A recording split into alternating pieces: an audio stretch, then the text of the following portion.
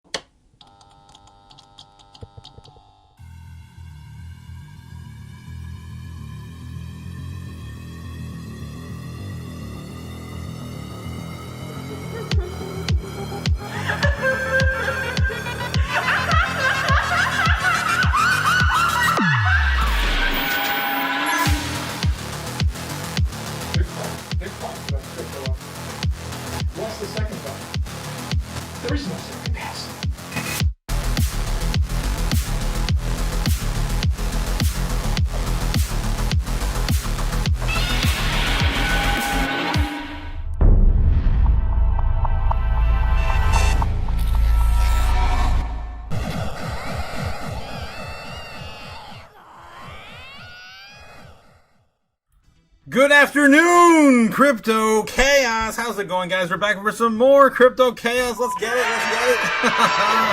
Yes. Robbie asked, midday stream, what's going on? What's up? Trump is out today, guys. We are going to have him come out and talk about the economy here in about 5 minutes or less. Usually he's late, so we'll see. We'll see how it goes. But yeah, that's what we're doing. And yes, to answer your question, OG Bobbin, yes, I didn't even think about it. Of course, Trump bingo. We should definitely do that again. Yeah, I've got another card we can build if we do have time for it. I still have the old one up. We were robbed last time by one freaking point. All right. Let's get back in the chat real quick, catch up with you guys, and then jump on in here. Cliff coming with a $5 super chat out the gate. Let's go. My robot friend Cliff with the hieroglyphs. Thanks again.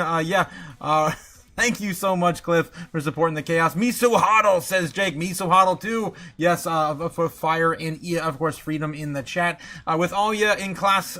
Oh, jeez. Here you go again. Yes, Nebs. Best part of the Fiat Factory day now. It's up. Thank you. Thank you so much, Cliff. DBK says, what up, Otaku from Kai? That's right, DBK Kai. Bitcoin to 94K and above. Coming soon. Yeah, if you guys didn't catch the morning open, Iran's economy collapsed. The currency is donezo. And Bitcoin rallied on that. Are we playing? Yeah, Trump bingo. Let's do it. Let's build a card right now. Guys, we got about 5 minutes or so. This is a live. Oh, never mind. It's live right now. No Trump bingo today. I tried. Let's get the dancing mascots out here. We can try to play the same card again if you want. I can clean it up. Let's try to play the same card again. Here we go.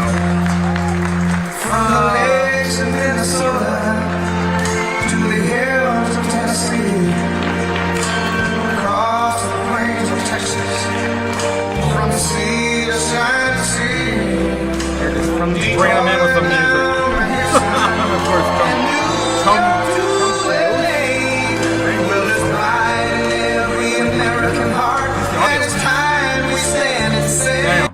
All right.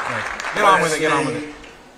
Complex that Ford Motor Company so cherishes. It was a pleasure to see that the crown jewel of Detroit auto industry is what they call it, is still going after 100 years. Can you imagine over 100 years? I especially want to thank the president of the Detroit Economic Club, Steve Rorian.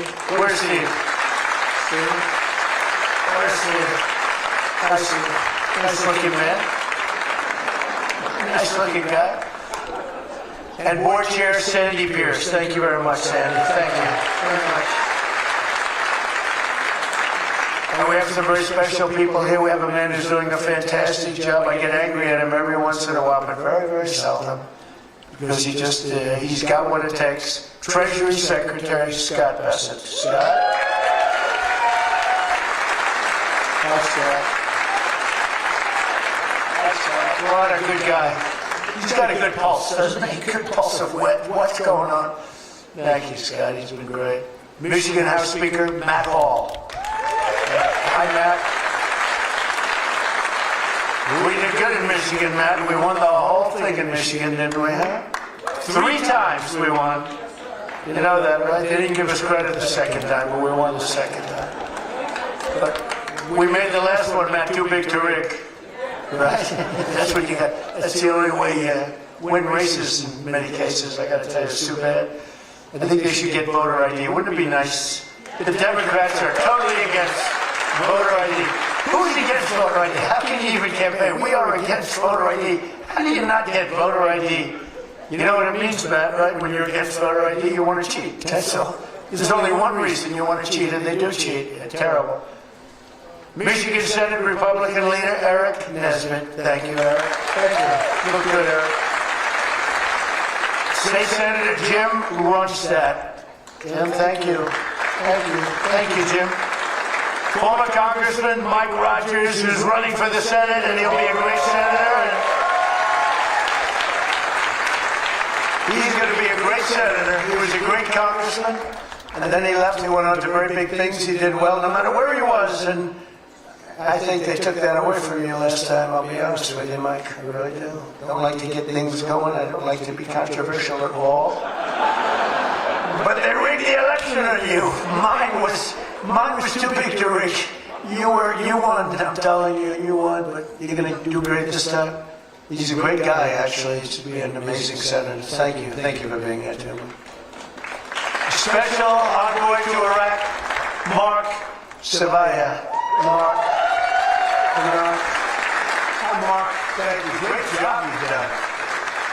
This guy, he negotiates better than anybody around. Thank you. You need it. With Iraq, you need it. You need to be a good negotiator, Mark.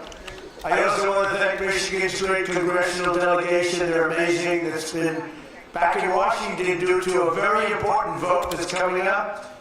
They had a choice. Sir, we want to be with you, but if we're not with you, we're going to lose. But we'll still be with you. I said, no, I'd rather have you win. Don't worry about it. So we're going to win the vote. Representatives Lisa McClain, Jack Bergman, John Molinar, Bill Heisinger, Tim Walberg, John James, and Tom Barrett. They're great people, everyone. And as many of you remember, I came here at the height of the 2024 campaign to lay out my plan to bring jobs and factories and wealth racing back to the United States and coming back to the great state of Michigan. And just a few weeks later, the people of the state and the voters all across the country endorsed that vision in a landslide victory. We won everything. We won all 7 swing states. We won the Electoral College 312 to 226. We won the popular vote by millions and millions. Oh, it's so nice to win the popular vote. I won the popular vote all 3 times, too, but we're not going to get into that. But the first time they said I didn't win the popular vote, but I won the Electoral College. So they always said, well, he didn't win. This is the way I get introduced every time. While he didn't win the popular vote, he won the Electoral College, you know. So this is the way I was introduced for 4 years. And guess what? We said, I'm going back. We're going to win and we won the popular vote by a lot. By a lot. So they can't say that crap anymore. And the thing that was most impressive, we won 86% of all counties in America, 2,700 to 525. Think of that, 2,700 to 525. And that's why when you look at the maps on Republican, Democrat, with red being Republican, as most of you know by now, I think. Every once in a while you see one with that in reverse. I said, why we think it looks better? I said, look, red is Republican. Let's not try and change the voters' minds on things. Just do it that way. And the map was virtually over. That was about the counties. That was the 2,700 to 550, I think is the exact number. Most importantly, we won a historic mandate to make America great again. And that's what we're doing. We're making America great again like never before. And now after less than 12 months in office, this is the easiest speech to make. I have great people, and all I'm doing is spewing off what the hell we've done. Even Venezuela wasn't too bad, was it, huh?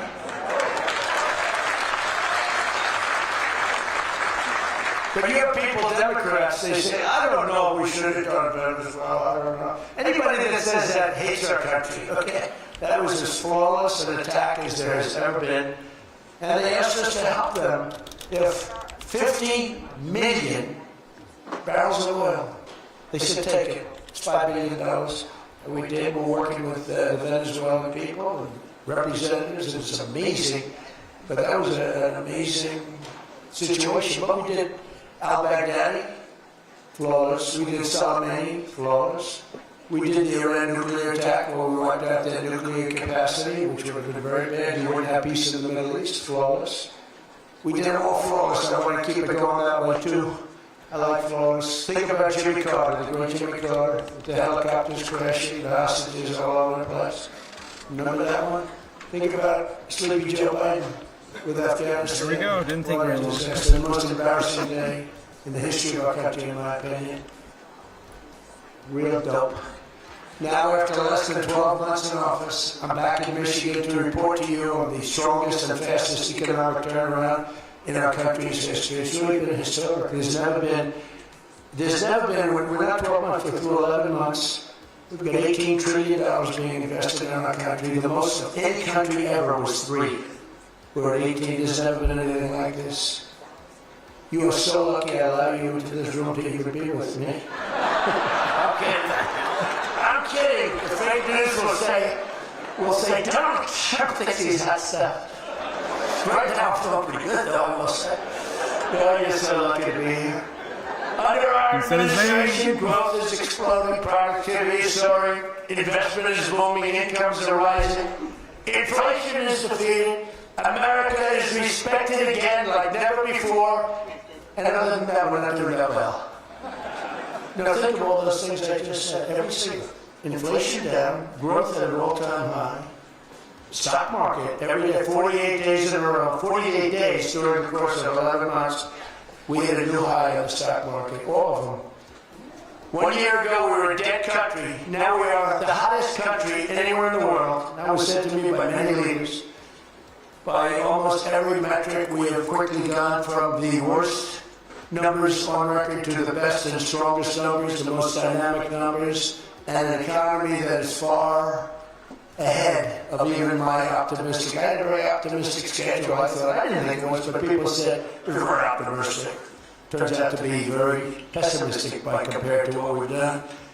But we'll go down as the greatest in history, the greatest first year in history nobody's ever had, just based on the numbers. Based only on the numbers, not based on me, based only on the numbers. Because, you know, you get these guys like the governor of California likes to say how well he's doing. California's doing horrendously, but he says that, well, we base it on numbers. There's never been numbers like this. Through 4 long years before I took office, crooked Joe Biden and his allies in Congress inflicted the economic nightmare known as stagflation. How many times have you heard the word? We hit it with Joe. We hit everything. What a disaster. Meaning low growth and high inflation. How does that work? Not good. So you have lousy growth and high inflation. In fact, it's the lowest growth ever and the worst inflation in the history of our country. That is really tantamount to not having a good 4 years, right? In other words, Sleepy Joe, the people that ran the oil pan were a complete and total disaster for our nation. They were a disaster for our nation. Had they won the election less than 1 year ago, we would have been, as I often said, Venezuela on steroids. Now I'm Venezuela's biggest fan. We're working with them, but they came down from a very high number to a disaster, disaster. And we would have been Venezuela on steroids, and we're bringing Venezuela back, and we're going to be great for Venezuela, great for our country. We're taking in, as I said, millions and millions of barrels of oil, and now they're coming in initially on a daily basis, 50 million, and values of over $5 billion. That's in 1 day.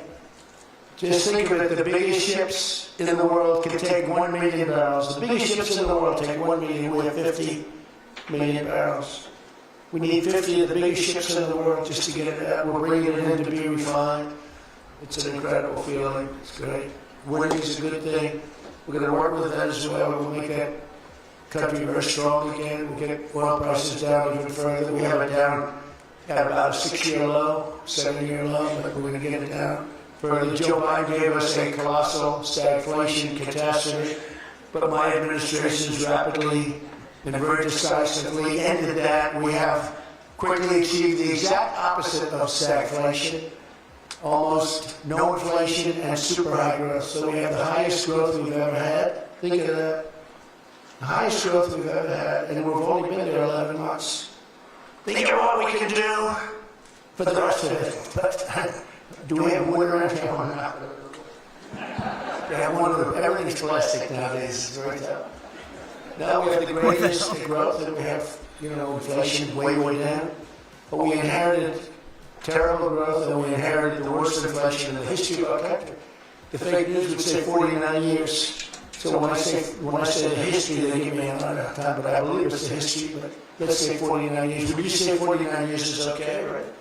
It's pretty bad. What do you think, Mr. Senator, Mr. Future Senator? I'd say 49. What sounds worse, 49 years or history? I think 49 years almost sounds worse. Maybe I'll just use it and I won't argue with these people.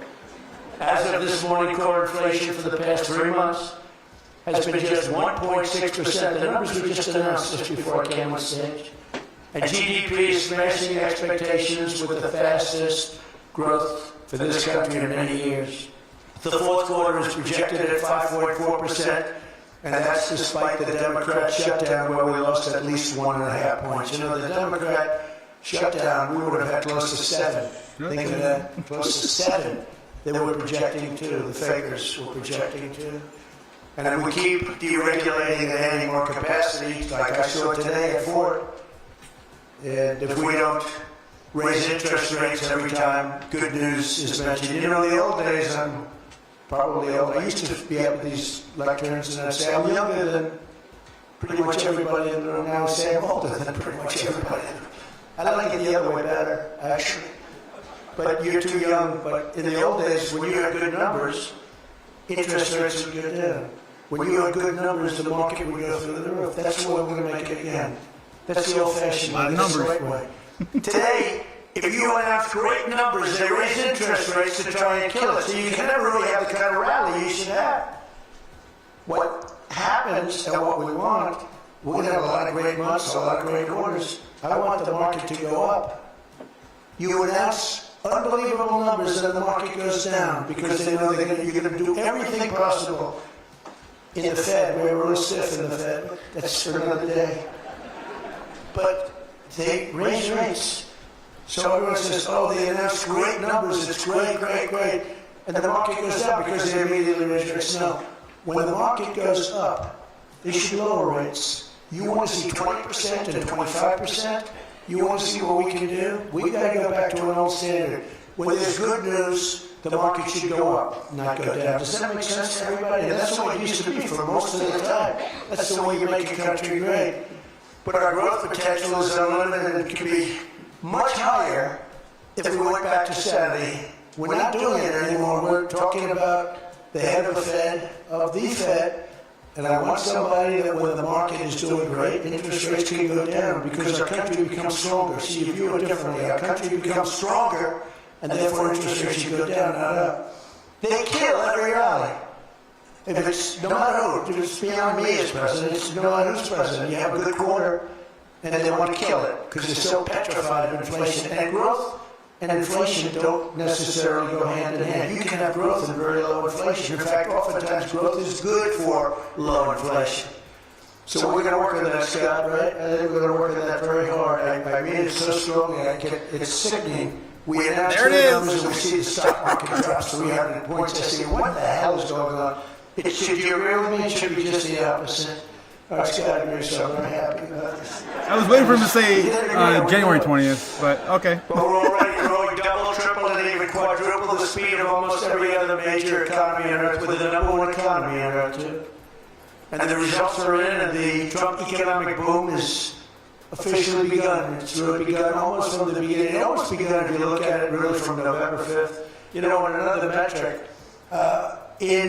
just before the election, it was almost impossible to get people to join the military. We had the worst enlistment in the history of our country. The worst. You couldn't get people for the Army, the Navy, the Air Force, the Marines, Space Force, the Coast Guard. You couldn't get people. And since right after the election, but especially since after January 20th when we took office, we have now the strongest enlistment we've ever had in the history of our country. We've never enlisted people so quickly, so easily. And we enlist by merit now. You know, we won a Supreme Court case that said you hire by merit, you go to college now by merit. Everything's by merit. Our country became great because of merit. And we have done some job. But think of it, a year and a half ago, we had the worst enlistment in history, and now we have the best enlistment. Things like that don't happen. You might go from the bad enlistment to okay, but you don't go from the worst in history to the best in history. But that's what we've done, every one of them. And that includes police and firefighters. It was very hard to get police, it was very hard to get firefighters, and now everybody wants those jobs. In 4 years of Biden, they secured less than $1 trillion of new investment in the United States. So, 4 years, less than $1 trillion. In less than 1 year, I've secured commitments for over $18 trillion from all over the world, the most ever for any country.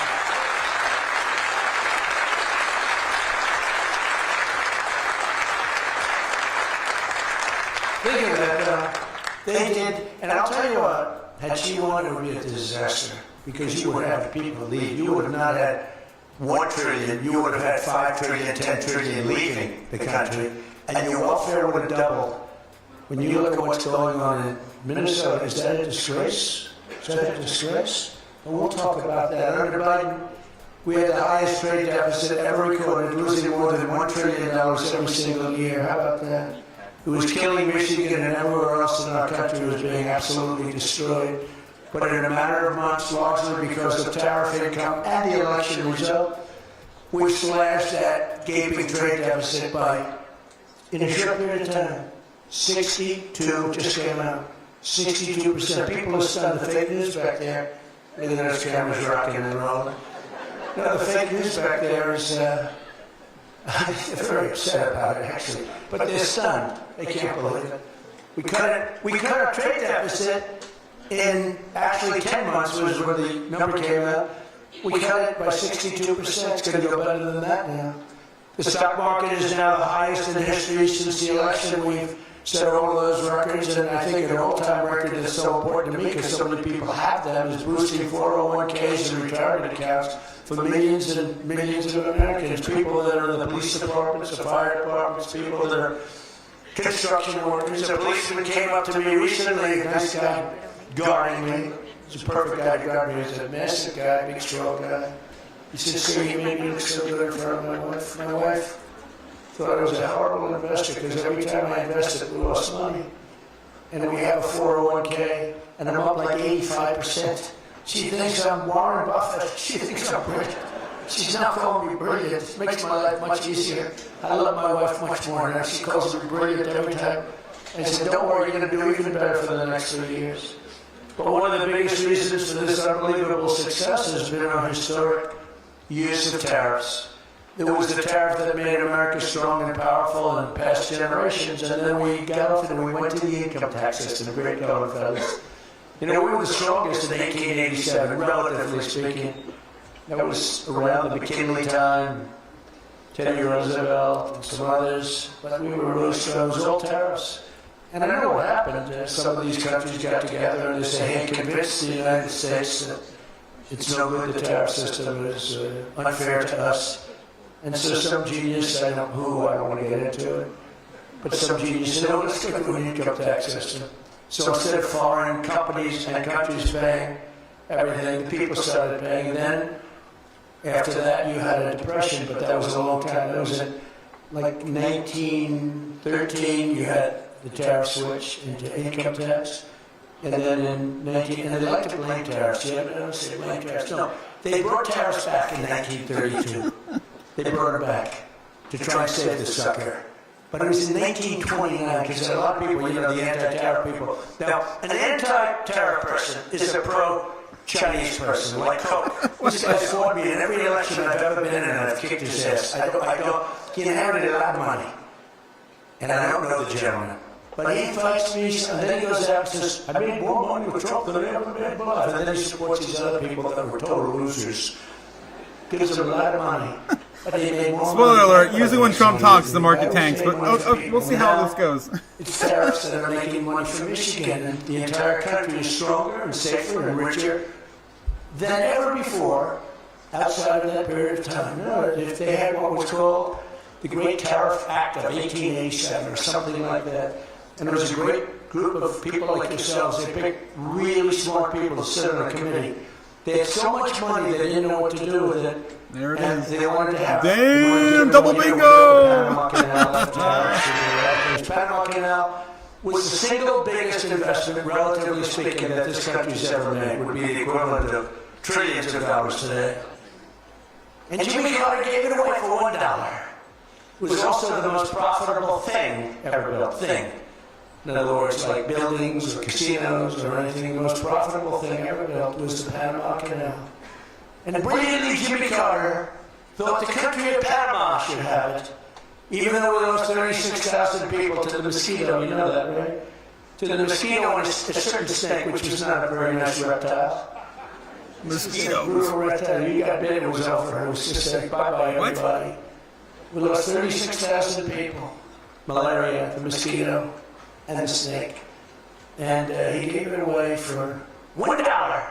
Well, at least we got $1. That's better than most of those guys do. We got $1 for that. Most expensive thing ever built, most profitable thing ever built, too. Makes so much money. every prediction the critics made about our tariff policy has failed to materialize.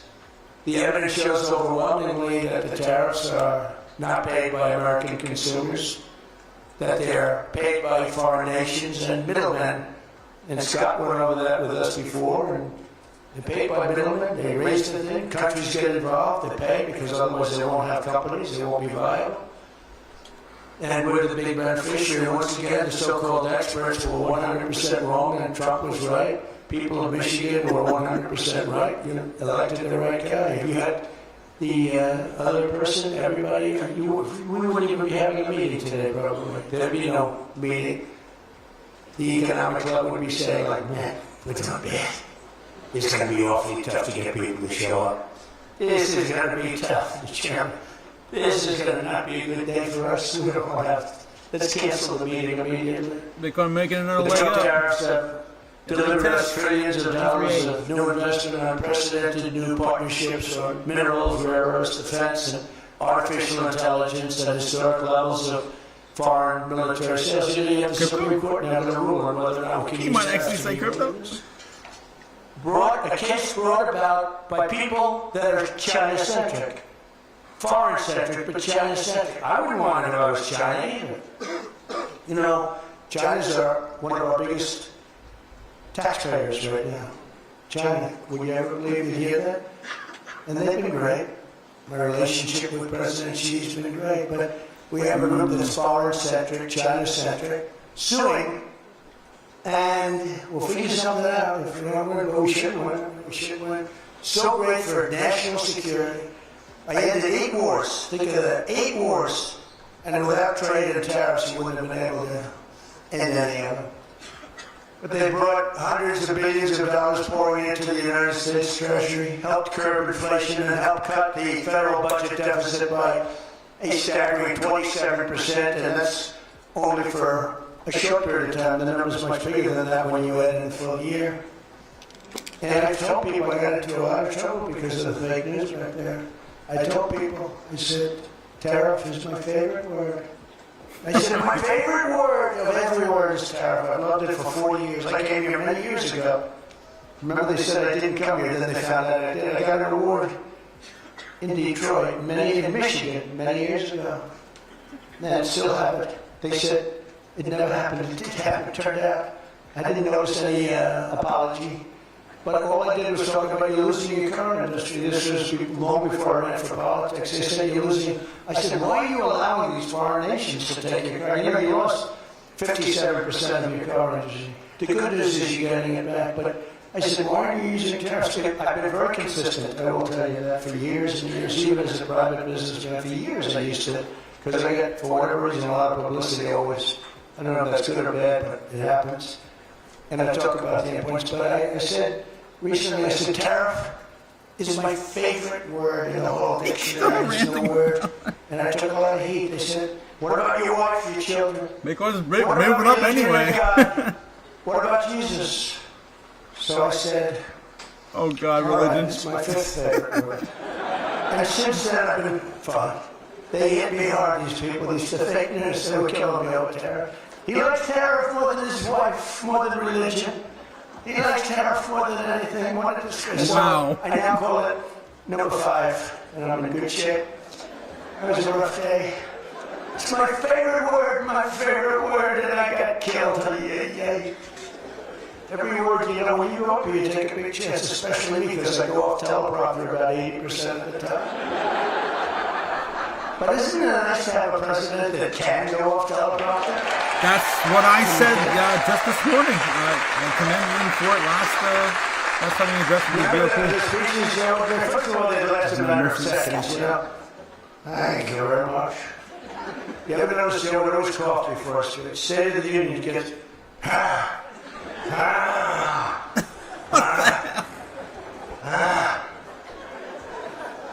ladies and gentlemen. And then it'll be like very short. Although the one time they had him spruced up pretty good, remember, he was high as a kite. He was floating, he was up there way up. That was a bad speech. But, hey, you got through it, you know, got through it. Go getting through it. this country was so, can you imagine allowing 25 million people into our country, many of them criminals, many of them murderers? What he did to this country, what they did, because it was the people surrounding that beautiful, resolute desk. But just as I promised you that I've imposed a 25% tariff on all foreign automobiles, I'm standing up for the American auto worker like no president has ever stood up before. You know, those tariffs are keeping the foreign auto workers. Now, they want to come in and build a plant and hire you and hire your friends and your neighbors. That's great. I love that. Let China come in, let Japan come in. They are. And they'll be building plants, but they're using our labor. U.S. auto factories are now seeing more than $70 billion of new investment. Think of that. They were leaving. They were all going. They were going in the opposite direction. Now they're pouring back. It's the greatest. Nobody's ever seen anything like it. And much of that money is coming right here to the car-making capital of the world, Detroit. You lost, so many.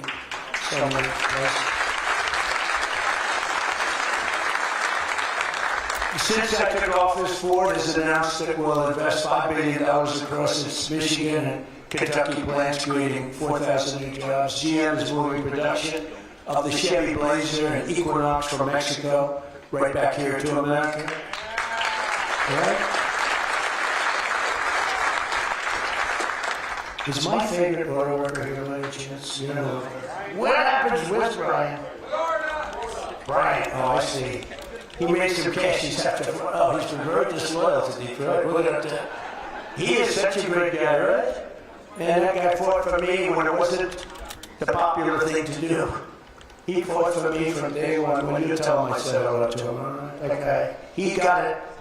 4 years ago, he got it. Right at the beginning, he understood it better than anybody, better than the great economist they had no clue. And Stellantis is investing $13 billion to expand its U.S.-based manufacturing plant by more than 50%. You can't go to Michigan without talking about auto. Never before has an administration achieved such sweeping and dramatic turnarounds as has taken place just in this very short period of time. You're talking about 11 months. 11 months and you have a different business. 11 months and you're booming. I just spoke to an AI guy, and that's booming too. You know, we're leading China in AI by a lot. I'm letting them build their own electric plants because people are saying, the amount of electricity they need is. They need twice as much as electricity currently in the United States for every other business, home, factory. They need double. So I said, we can't do that. And then I had the idea. When they build these $50 billion plants, I'm going to let them build, and they're already building big electric plants to take care of their plant. And any excess electricity, they'll sell it back to our country. It's an unbelievable one. Therefore, we're going to build, I think if they really had it, you hear how much What's happening on 94 again? You hear they're building a lot of electricity, but we are too. But we're having it built privately. They're going to own their own electric. They're becoming their own electricity producer. And when they heard this idea, they thought it was great, but they didn't take it seriously because they said it's too good to be true. But then they realized that I was serious. They were getting them 2 or 3 week approvals. They don't have to wait for 20 years before they get rejected. In the old days, they had to wait for 20 years, and then they get rejected at the end of 20 years. Guys would give up their whole career trying to get one approval, and then they get rejected. In every aspect of our agenda, we're putting America first, and nothing will stand in our way. Nothing's going to stand in our way, nothing. So it really wants to get back above that resistance. Greater affordability. Now, that's the word used by the Democrats. They're the ones that cause the problem. The one thing they stick together. They don't have some of the people that we have. I don't know. It's a genetic thing. It's something in the blood. We got some real losers, mostly great. But I wouldn't use the name Romney because I'm in his sort of territory. So I would never use that name. All right, I use it. They don't have a Mitt Romney that votes against everything. They don't have a Rand Paul that votes against everything. I got him elected twice. He was a so-called loser. I went to Kentucky where I won by a lot. I did a rally for him. Then I did another rally, he won. Then I went the second time, he won. And he votes against all the time. It's just crazy. I don't get it. And you have Lisa Murkowski and you have Susan Collins, disasters.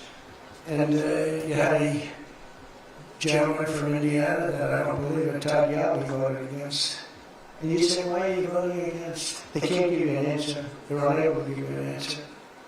It's like, why are they against the attack on Venezuela? They're against the attack after they found out it was the most successful attack, probably the most talented, most brilliant tactically attack that we've had maybe in 100 years. And they're against it. Well, there's one thing if the attack failed, I'd probably do that too, change. I'd be in favor of them to fail to say, I told them not to do it. That's what they do. But here we have one of the most successful attacks ever. And they find a way to be against it. It's pretty amazing. But it's a shame. We have some others, but not many. We have a great party, but we have people, the Democrats, whether you like them or not, they stick together right through. They have horrible policy. Thank God they have horrible policy. Because they're smart, they're evil, they're vicious, but they have bad policy. For instance, you could be a genius and try selling men playing in women's sport. You could be a genius, try selling transgender for everybody. Oh boy, Open borders. Let the world come in. Let the world's prison population come into the United States, including all of the murders, 11,888. That's what we're trying to get out of Chicago and Minnesota and these places. So they stick together, which I admire because I'm a very loyal person. But they have horrible policy. Can you imagine if they had good policy? They were on this morning talking all the reasons that men should be playing in women's sports. They had a football guy there, flag football. This guy was like 6'6", he weighed 290 pounds with zero body fat. And they had a few young women. They were the size of his leg. He wouldn't have had to run, he could have just walked. They couldn't have done a thing about a 10-hop, would have to jump on it, wouldn't have had any impact. I don't think he would have been like a fly. It's so ridiculous. It's so demeaning to women. It's so demeaning. Look at the weightlifting records. I mean, the record got beaten by 112 pounds, a record that stood for 18 years.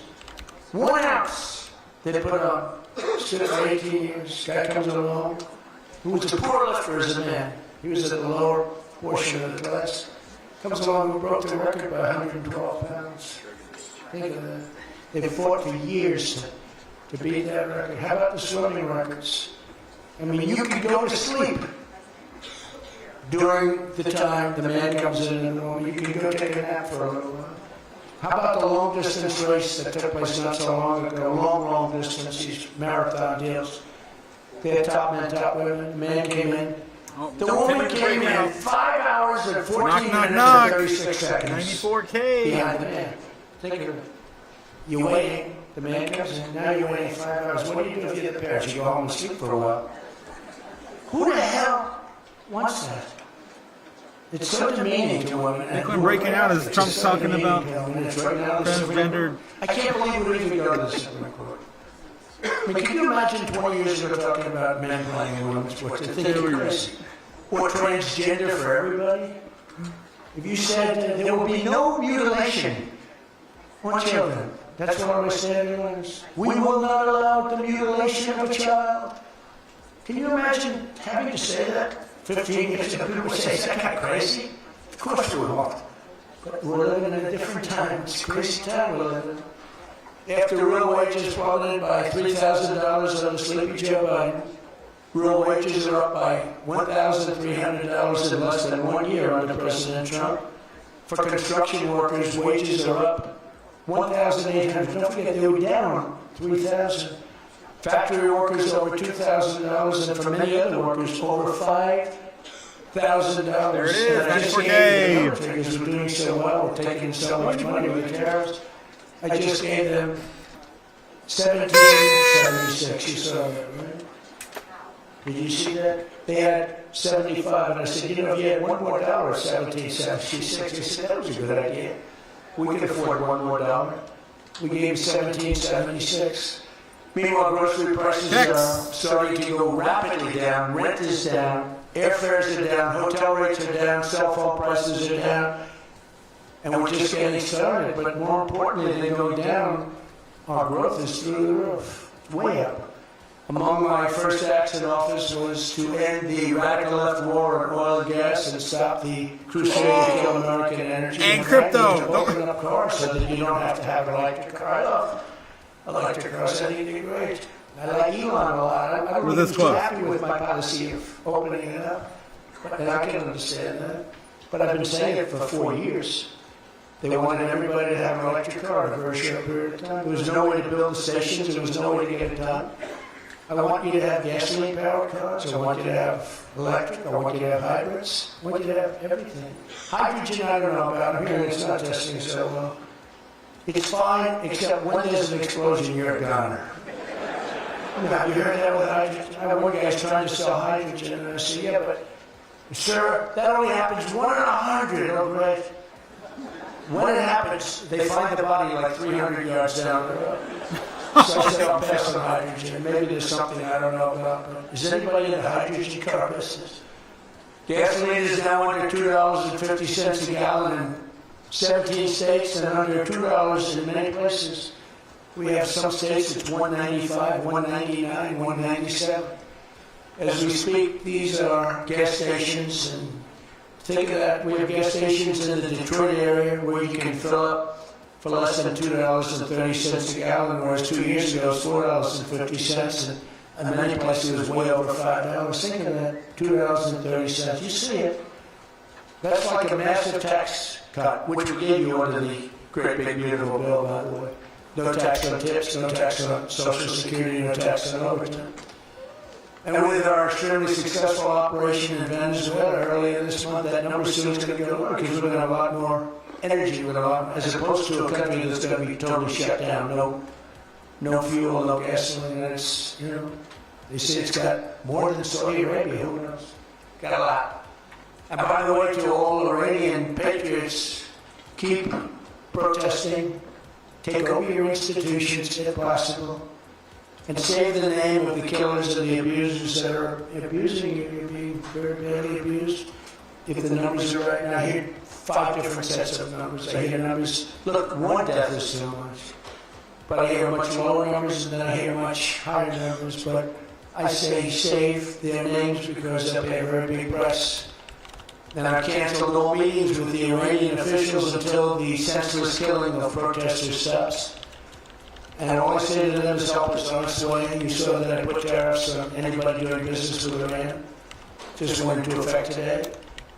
And I say make Iran great again. You know, it's a great country until these monsters came in and took it over. And it's all very fragile. What happened to us? I'm telling you. If I didn't win this election, what would happen to us? In the coming weeks, I will be laying out even more plans to help bring back affordability. And again, remember, that's a fake word by Democrats. Prices were too high. They caused the high price. They never want to talk about affordability. They always go, this is an election about affordability. They say, of course it. But they're good at that stuff. They're good at that stuff. They're fake. And they're good at that stuff. It's an election about high prices that was caused by the Democrats and that I brought down a lot. And remember, when you see energy coming down like I brought it down, gasoline coming down, that brings everything else down. It's so much bigger than any other factor. When gasoline gets to be $1.99 a gallon, everything comes down. The donuts come down, the truck that delivers the donuts, the stove that makes the donuts, the whole thing, it all comes down. And it's coming down much faster than anybody can even believe. And remember, though, I always say, because here normally when that goes down, the world comes down, that's the bad way of bringing it down. Our growth is through the roof. So I always want to say that whenever I say prices are coming down, but our growth is going way up. 2 beautiful events, the exact opposite of the Biden administration. As part of those efforts at Davos, next week I'm going to provide much more detail about our housing policy so that every American who wants to own a home will be able to afford one. We have some great things happening with housing, as you know. You saw Let's talk about it, $100 please. billion buy-in on bonds and mortgages. This will include a ban on large institutional investors buying up single-family homes all over the country and making it impossible for people to buy homes. Yep.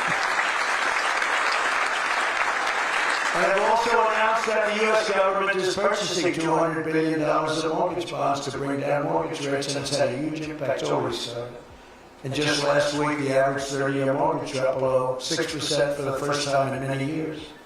It's coming down very rapidly, and that's not with the help of the Fed. Oh, wow. If I had the help of the Fed, it would be easier. But that jerk will be gone soon. In addition, I proudly called for the credit card companies to cap interest rates at 10% for 1 year, because they're getting 28 and 30% and 32%.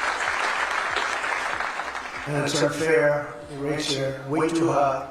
To provide further relief to hardworking Americans will also be confronting one of the biggest factors in driving up prices, the monstrosity known as the Unaffordable Care Act. You know what that is, right? It's Obamacare. Great name, Unaffordable Care Act. Did anybody ever think of that one before? It's true.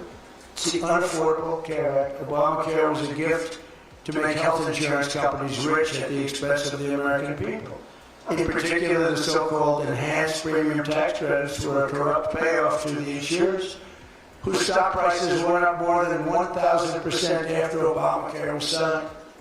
I want the same money I want it to go directly, very simple. I want the money, those big amounts of money paid for by the government, to go directly to the people so they can buy the health care that's right for them. They can negotiate their own deal, health care savings account, but they'll buy their own health care, and everybody loves it. I just don't know if the Americans can budget for it. I'll announce our health care affordability framework that will reduce premiums for millions of lower drug prices, delivering price transparency and demand honesty and accountability from insurance companies all over the country, all over the world, actually.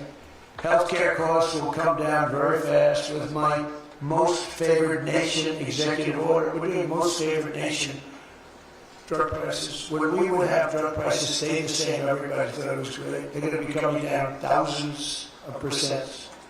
We're standing up to special interests in slashing prescription drug prices by 300, 400, 500, and even 600% and more. I mean, think of that. On that alone, we should win the midterms in the landslide. Good favored nations. The country that pays the lowest price in the world is the price that we're going to pay. And we got that because of tariffs, because I said to the countries they wouldn't approve it. The drug companies were tough, but they were fine.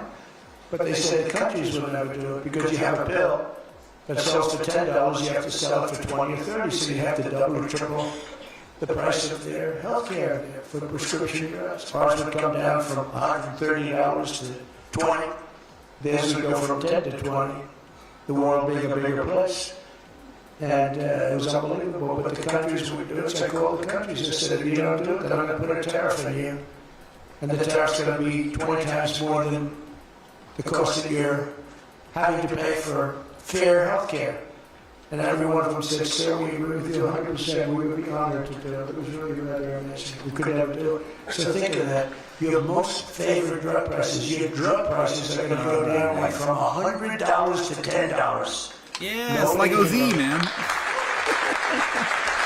That was a fun. We can't even fake news surrounded by it. It's the biggest thing to happen in medicine. It's the biggest thing to happen in healthcare.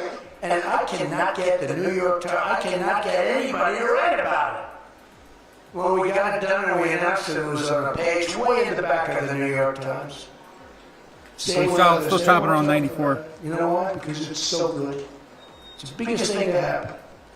Over the past 12 months, almost every promise I made to you right here in 2024 has been kept. I've kept all my promises and much more. I mean, I've given you much more than I gave you promises that I produced much more than I said I was going to produce. I gave you the largest tax cuts in American history, cutting taxes across the board in the great, big, beautiful bill. And as I told you, I mean, who would have gotten you no tax on tips, as I said before.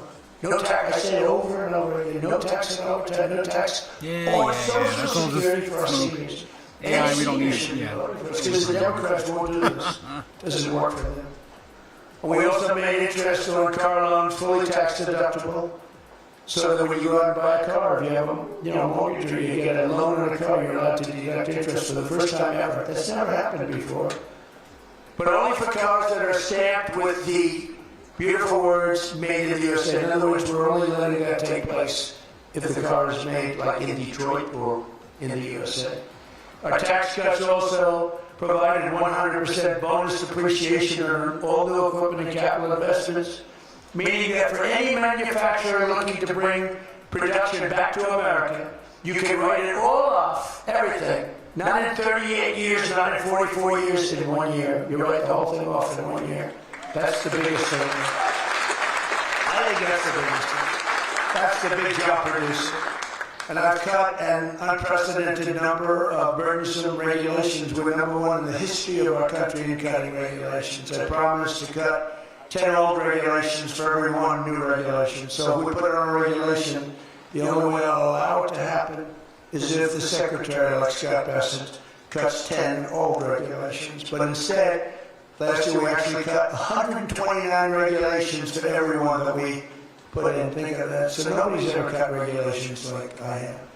I terminated the insane electric vehicle mandate and ended the war on internal combustion engines. Once and for all, those engines were gone. And some people like them. And if they like them, great. And if they like electric, if they like any form of propulsion, any way you want to propel your car is okay, except for a couple of them. So I permanently stopped Joe Biden's ridiculous cafe standards. You know what the cafe standards are? They're standards that make it impossible for you to build a car affordably. They make it impossible for a car to really work right. The cafe standards sound so nice. The cafe standards, it's environmental standards that are impossible to meet. And we're canceling the EPA's absurd tailpipe emission standard, one of the worst ever. And I revoked the California emissions waiver to stop San Francisco communists from regulating automobiles all over our nation, all over our world. Boy, I have done so much for the car industry.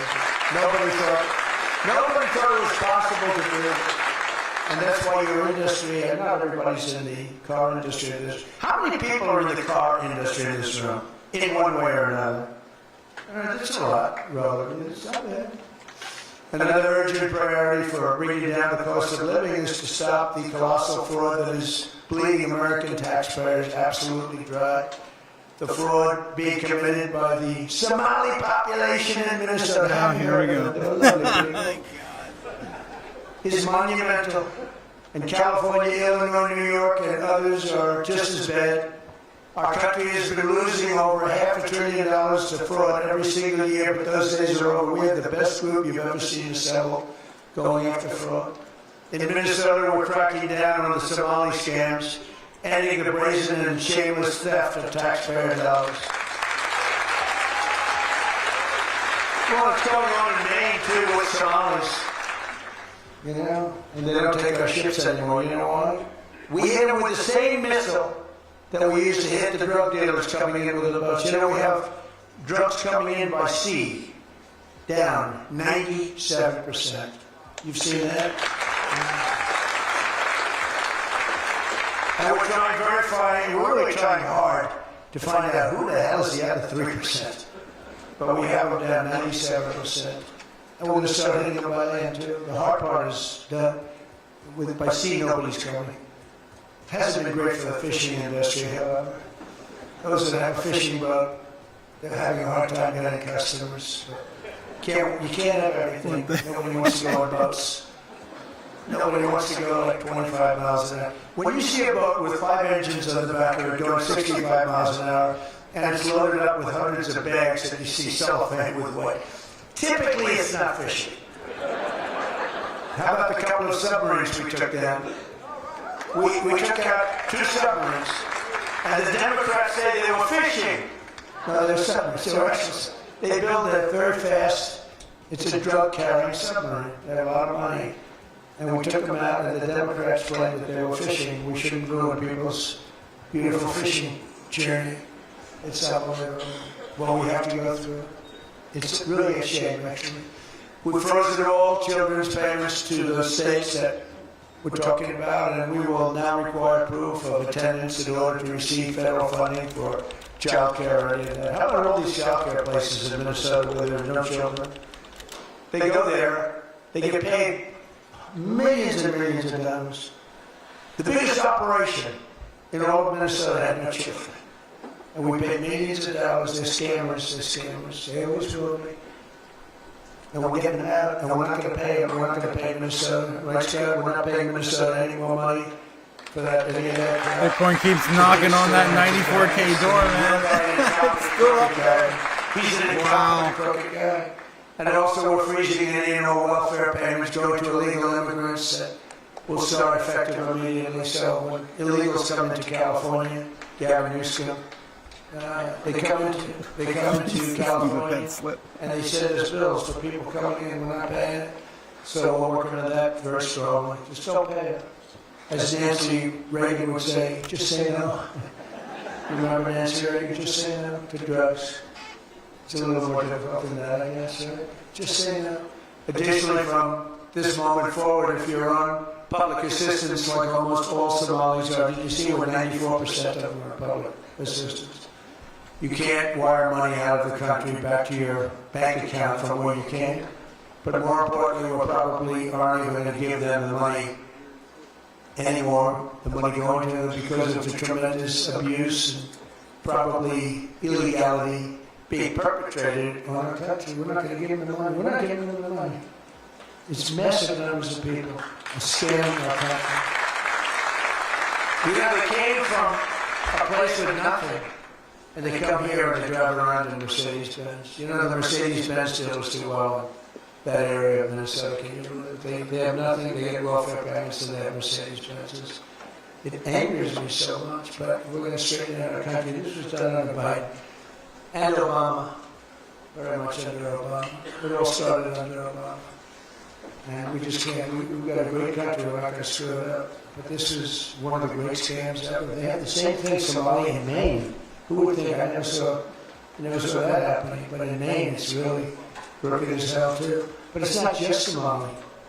It is them, but it's not just. There are many other places, many other people. The whole country. If we stop this fraud, this massive fraud, we're going to have a balanced budget. That's how much money we're talking. We'll have a balanced budget without all the growth I'm talking about. And then you add the growth, we got one hell of a country. We're giving 90-day notices to places like California, Scott. Right away we're going to send out that notice. Who would bill the federal government as people poured into the state to send those people back because no country can afford to do it? No country can afford to take in millions of people, pay for their education, their health care, their hospitals. You just can't do it. And we all have a heart, you can't do it. But many of those people are murderers. They're people released from jails, prisons, mental institutions, insane asylums. They're people that are drug dealers. They're addicts. Additionally, starting February 1st, we're not making any payments to sanctuary cities or states having sanctuary cities because they do everything possible to protect criminals at the expense of American citizens, and it breeds fraud and crime and all of the other problems that come. So we're not making any payment to anybody that supports sanctuary cities. All right, we got almost like 10 minutes speech about Somalia. 8,000 SBA Pirates. loans, small business Scammers. association loans to suspected scammers in Minnesota, which are many. It's a great state. It was a great state. Now it's getting. You gonna take a jab at Tim Scott while you're at it? Stupid guy. Or Tim Stupid Waltz? guy. Wow. But he's a crook. I mean, he's an incompetent guy, but he's a crook. He allowed this to go. You can't have corruption at a scale that nobody's ever seen before, and you're sitting as a governor and you don't know what's going on. It's impossible. Even though he's a stupid guy. We're investigating large-scale visa fraud, and the Department of Justice has already charged nearly 100 people in criminal conspiracies in Minnesota. They're all. Last week we announced that I'm creating a brand new division at the Department of Justice, a legal strike force led by a really tough, smart new Attorney General for fraud. He's a fantastic young guy. He's so impassioned to do this properly.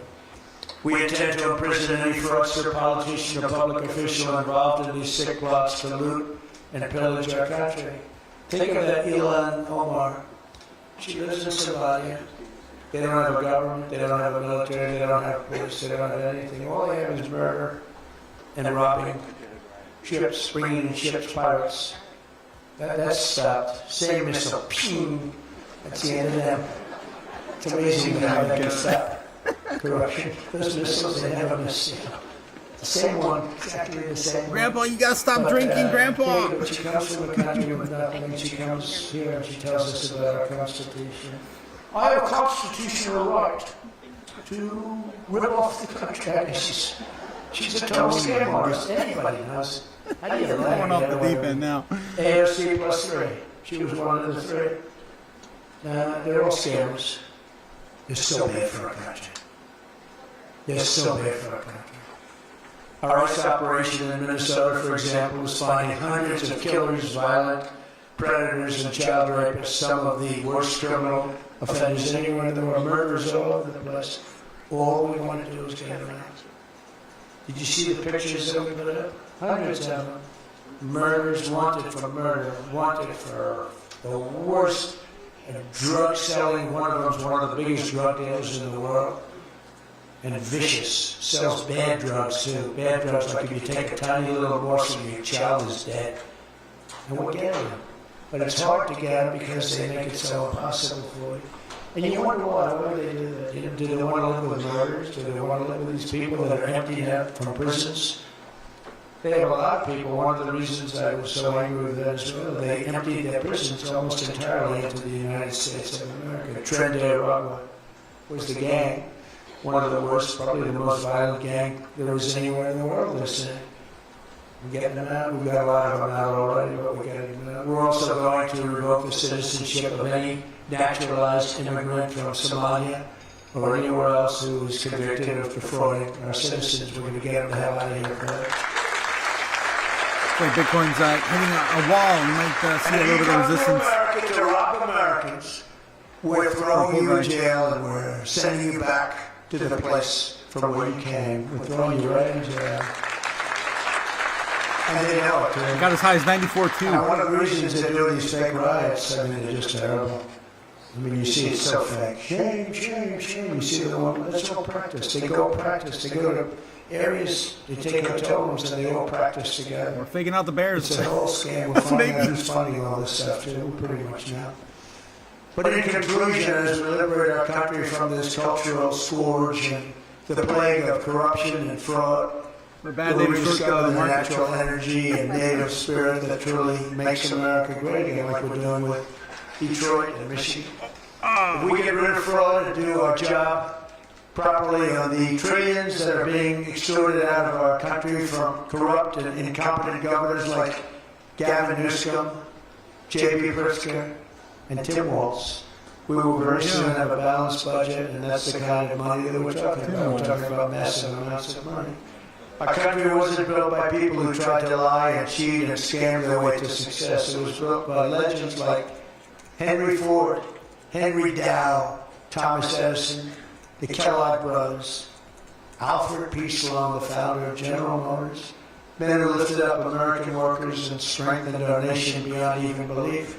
And we're doing the same exact thing right now. I think we're doing it even better. This is the fierce spirit of patriotic free enterprise that we're now unleashing. Once again, we are unleashing it like maybe never before. Together we have turned the page forever on the failed left-wing model that makes our America poor, desolate, and makes people feel sorry for us. That's what we had. We had a country where our leader was laughed at and our country was scorned. We had a country that was laughed at. They laughed at us. 2 years ago, they laughed at us. They thought we were fools. They thought we were stupid people. Now we're seeing that they're not the smart ones. We are. But we have a great America, and we're going to enrich it. And foreign nations, foreign migrants, criminal fraudsters, and corrupt politicians are not going to play a role anymore. They're going to be in jail. Under the Trump administration, we're reclaiming America's dignity, rebuilding America's wealth, and we're putting the productive, hardworking American citizen at the center of every single thing that we do. They were the ones that built America, and they will build it up again, and that's what they're doing at levels nobody thought was possible. So today, after less than 1 year, our border is secure. Remember, they talked about the border out there? In 3 weeks, then you go to Congress. They said, secure our border. And they did. Remember Biden said, I have to get approval from Congress. Had nothing to do with Congress. Had to do with respect. Our spirit is restored. Inflation has stopped. Wages are up. Prices are down. Our economy is booming like I think you'll see soon, like never before. Our military is strong, unprecedented. I rebuilt our military in my first term. Our workers are thriving and our auto industry is returning to the country where we all began and where it all began, and frankly, the country that we love. The United States is winning again, and we're rapidly making America and the great state of Michigan greater and more prosperous than ever before. I want to again thank the Detroit Economic Club. You do a fantastic job, so respected. God bless you, and God bless America. Thank you very much, everybody. No crypto, please. Usually he doesn't do it in the most public settings. That makes sense. But damn, we killed that freaking card, guys. Holy crap. Bitcoin's still rallying after the Trump speeches. Usually we see a pullback. Let's take a look. What do we got? It'd be great if we had some. Maybe Scott come up there. Come on, can Scott come up there? Can Besson talk for a little bit? No. Okay, that's pretty much it. I really thought that he was going to go into a rant even further with the left holding back crypto and all the other stuff that he of course had the rhetoric to facilitate. But yeah, that was it, guys. That was the main event. It definitely was pretty good in my opinion. I'm not a huge fan of Trump, by no means, but I think that looks pretty good for him on that stage today. All right, so yeah, we're looking at Bitcoin sitting at 94,200. Seeing a pullback right now as it's getting off the stage. People are finishing watching. And we got as high as 94,300, and here it comes. the inevitable pullback. Will we now keep the trend line going, or will we break it down? Let's take a look and see. Maybe we'll just keep going forever. Yeah, famous last words. What are you, stupid? Yep. It still looks pretty good so far. We flipped a lot of resistance today, man. A lot. Even if we come back down and reclaim 93,005 as support, that's a pretty good day, man. I'll take it. But yeah, we'll see how this goes. Getting a minute to facilitate the price action a little bit here, kind of cool off, simmer. Let me check in with the chat. How you guys doing? Yeah, I couldn't help but try not to laugh some of the stuff you guys are saying in the chat. Oh my god. Bitcoin's still pushing, says Danny. Yes, Danny, are you going to play midnight? Play midnight? Oh, you're talking about a midnight, like the token. Okay, dang, says A guy, can we get to 95K today? It's possible. Anything's possible with Bitcoin. But I would say we're probably going to see a pullback because Trump usually this is how this goes, right? Trump gets on out there. By the time he's done speaking, we usually come back down. That was fun though, says A guy. Yes, it was. That was a lot of fun. He was actually pretty good today on mic. Definitely didn't put me to sleep like last time. The GOP conference. I have to buy a new computer. Mine broke down, says Bobbin. Damn, that sucks, Bobbin. That sucks. Chris says, thank you. No problem, man. Anytime I can do something like this, I'll be here. Forever up, says Bobbin. Uptown. Yes, Uptown. Uptown Girl. Oh my gosh, yes. Speaking in songs now. Yes, Uptown Girl. Yep, she was living in a what is it? A white man's world? I forget how that song goes now. So I just want to show you guys kind of where we're going. I know a lot of people are bearish or they're feeling the heat or whatever, but we're still nothing but up since 2023. Just grinding up. And I still think something like this is bound to play out. It's been a while since we looked at this chart. It's been our general idea since the end of December. Basically that, we're going to come up here and break the hell out at some point. Very likely, unless we get some sort of black swan-like event and we kill the market structure bill doesn't pass, all the course of things that could sway us into doing something like this, a more bearish approach. But I think a baseline could be at least a breakout of 140, 150. Then a bull probably would be something like this, to like 180, 200,000 again for Bitcoin. That's still our idea, right? It's still up and to the right either way for Bitcoin. 94,300 still on. Wow, still it's shot right back up again. You just can't. You never can predict. Again, you don't want to short Bitcoin. It's the number one asset you don't want to mess with. That's for sure. You just never know what it's going to do. All right, still waiting for a pullback here. I've got the trend line still going from this morning. Guys, when I left you guys, we were like right here, right here. I forget where we were. Yeah, of course, we are still running. We're still running. And Bitcoin now is up a total of almost, well, I guess I missed the area there. There we go. It's up almost 3% on the day. I guess from the early markets, it's actually up 3.35% today, a change of $3,000. It's pretty small potatoes in the grand scheme of Bitcoin's, price history. $10,000 days are pretty normal in Bitcoin's history. I think this is short-lived at the moment, but could wind up being a much bigger move by the end of the day. We'll see how the markets react tonight, the foreign market open. I was hoping for us to be kind of like a stale night, because it is Tinfoil Hat Tuesday, guys, and I do want to have some fun with you guys tonight in the midst of Bitcoin. That's also going to be another distraction.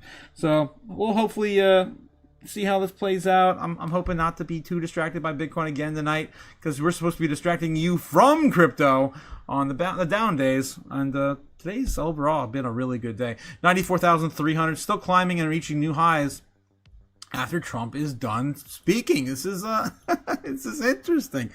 We still have the market close coming up in about an hour, so yeah, that does of course usually start to wind down now. Let's take a look, see how the S&P 500 is doing. It's down roughly a little less than 0.5%.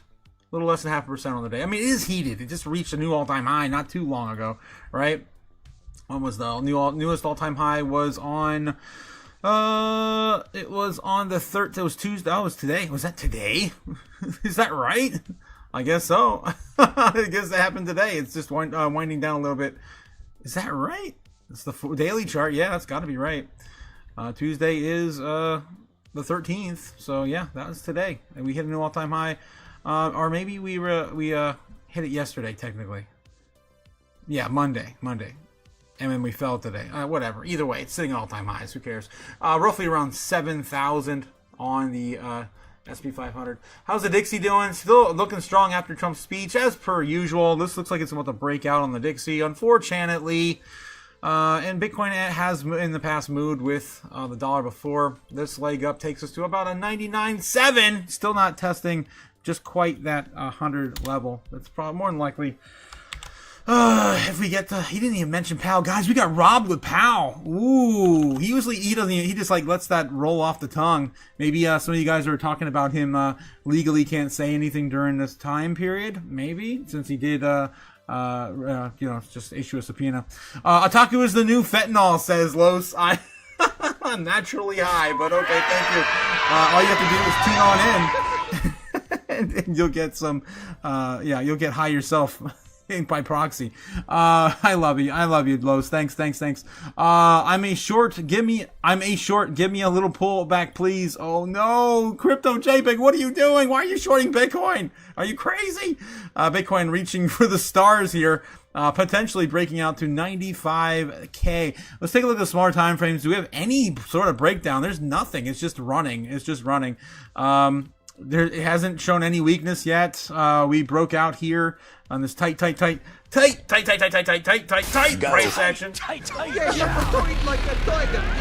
Yes, it did. And we're still running back up. And the next next stop would be right around 95K. Let's take a look at the order books while we're still here. Might as well. Let's take a look at the order books. I showed you guys this morning that it's getting really nice. I like what I'm seeing. It's still early, but man, we destroyed the bears today. Holy crap. Look at that. Eating up almost all of it. This is great. This is wonderful. What a lovely day. All right. So yeah, we're looking at, pretty much our way all the way back up to 95K. We're erasing so much ground the bears have built. Look at all that. Damn, look at all those shorts get wrecked today. Oh, it's so wonderful. I love it. I love it.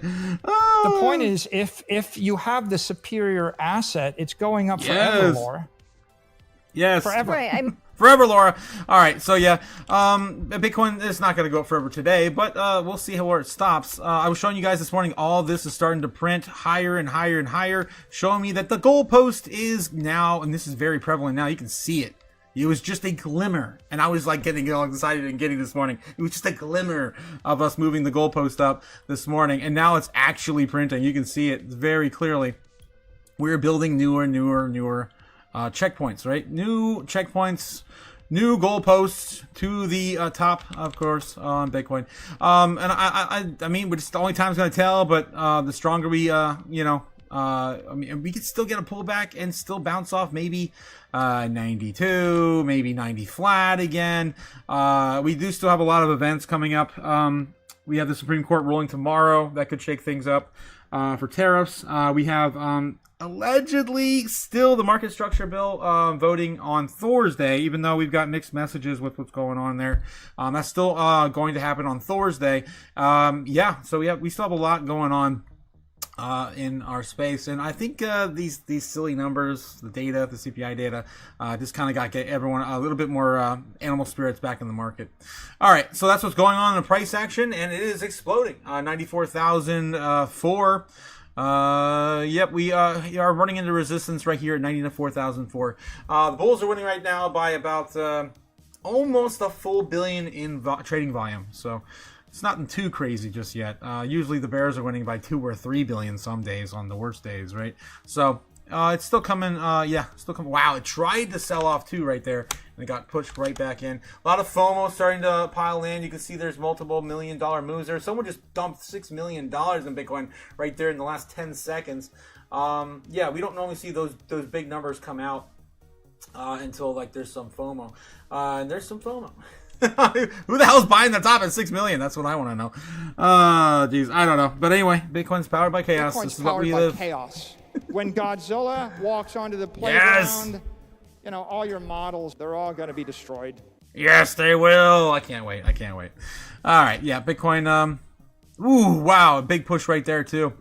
Someone just dumped another 4 million, 5 million, 1 million, jumping on in, almost up to about $17 billion in trading volume on the day.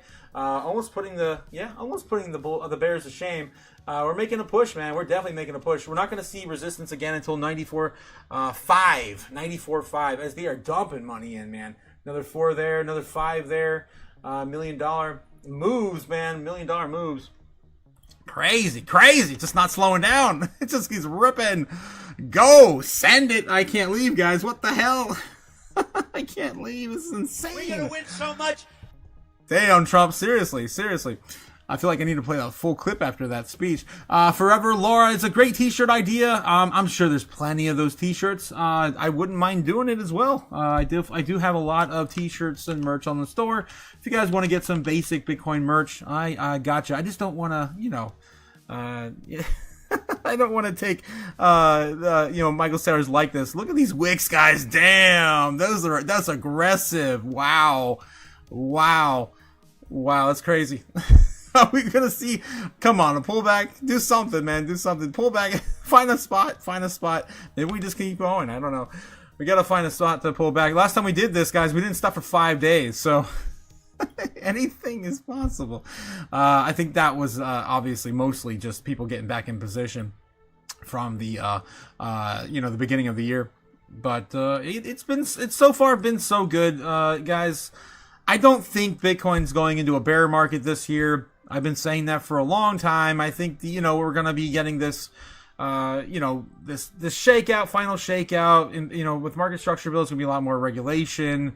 The normies aren't in. I cover it every night. They're not looking at their space anymore. They haven't in a long time. I think most of them went away in the end of 24, the beginning of 25, to be honest. It's mostly just institutional investors driving our space now. And love it or hate it, this is the world we live in. All right, so 94,350 on Bitcoin. Looking for a little bit of a pullback here to call the end of the live stream. We're finally starting to get a little bit of resistance here at 94.4. Will this be the first major pullback of the day? because it's been a wild ride today. Let's get back in the chat. Yes, don't forget to like and subscribe, guys, as the King of Ohio always reminds me, and he's absent at the present moment. But yes, to shill harder, and I always forget. So don't forget to hit that like and subscribe, guys. Make the king proud as the simulation breaks down. All hail the King of Ohio, Jake the Snake. Yes! The keeper of wrenches, the painter of lead pipes, the igniter of dumpster fires. Damn. And yeah, we still have not seen a major pullback yet. So loading right now, it could be happening. Last time we did this, we faked out the bears and we made for another leg up. Can we do it again? Okay, let's see a bars pattern. Let's do some psychological nonsense again. We can only usually do this about 2 or 3 times until the bears get fed up and they tank us. So that's about right here. If we do this again for another leg, and we'll adjust it for you know, a little bit of diminished, you know, price actions. That looks about right there. That's what we deal with if they fake the bears out again. Let's go. Let's go. Oh, jeez, guys, this is crazy. Andy coming in with a £5 super chat. Otaku for Presidente. When Lambo? It's gonna happen soon, guys. It's gonna happen soon. Sooner than you think. When will then be now? Soon. Oh, man. Maybe in like 2 years instead of 5, right? maybe in just a few more years. What are you, stupid? Oh, jeez. Thanks again, Andy, for supporting the live stream and the chaos today. Thanks again, guys, for coming on out as we're still watching Bitcoin run after Trump's speech. Usually we dump it. And I think we caught the bears in a little bit of a trap. I think that this was to be expected. And the bulls are, yeah, setting them up. People are getting wrecked today, man. Andy's Russian bikini team for the win over in Dubai, man. Yeah, yes, stupid crypto. We're all gonna meet up in Dubai and hang out with Andy in the future, for sure. All right. So, what are we doing, man? What are we doing? Maybe we're gonna come back down just a little bit longer. Oh no, this is the end, and then we face melt the bears, and we continue on going. Oh, jeez. Anything is possible. Let's take a look at the order books again. Live heat map for free, brought to you by Kim by the Light Snow Land on YouTube. Don't forget to also hit him a like and subscribe. And of course, shouting out his channel for the last 2 years. Don't pay for what you get free. It's a common theme on my channel. Because everything costs $15 a month, 20, 30, 40, whatever. Don't pay for everything if you can get it for free, guys. I'm telling you, it's just this world we live in is just brutal. I was talking to my parents the other day. They're gonna have some friends over for football.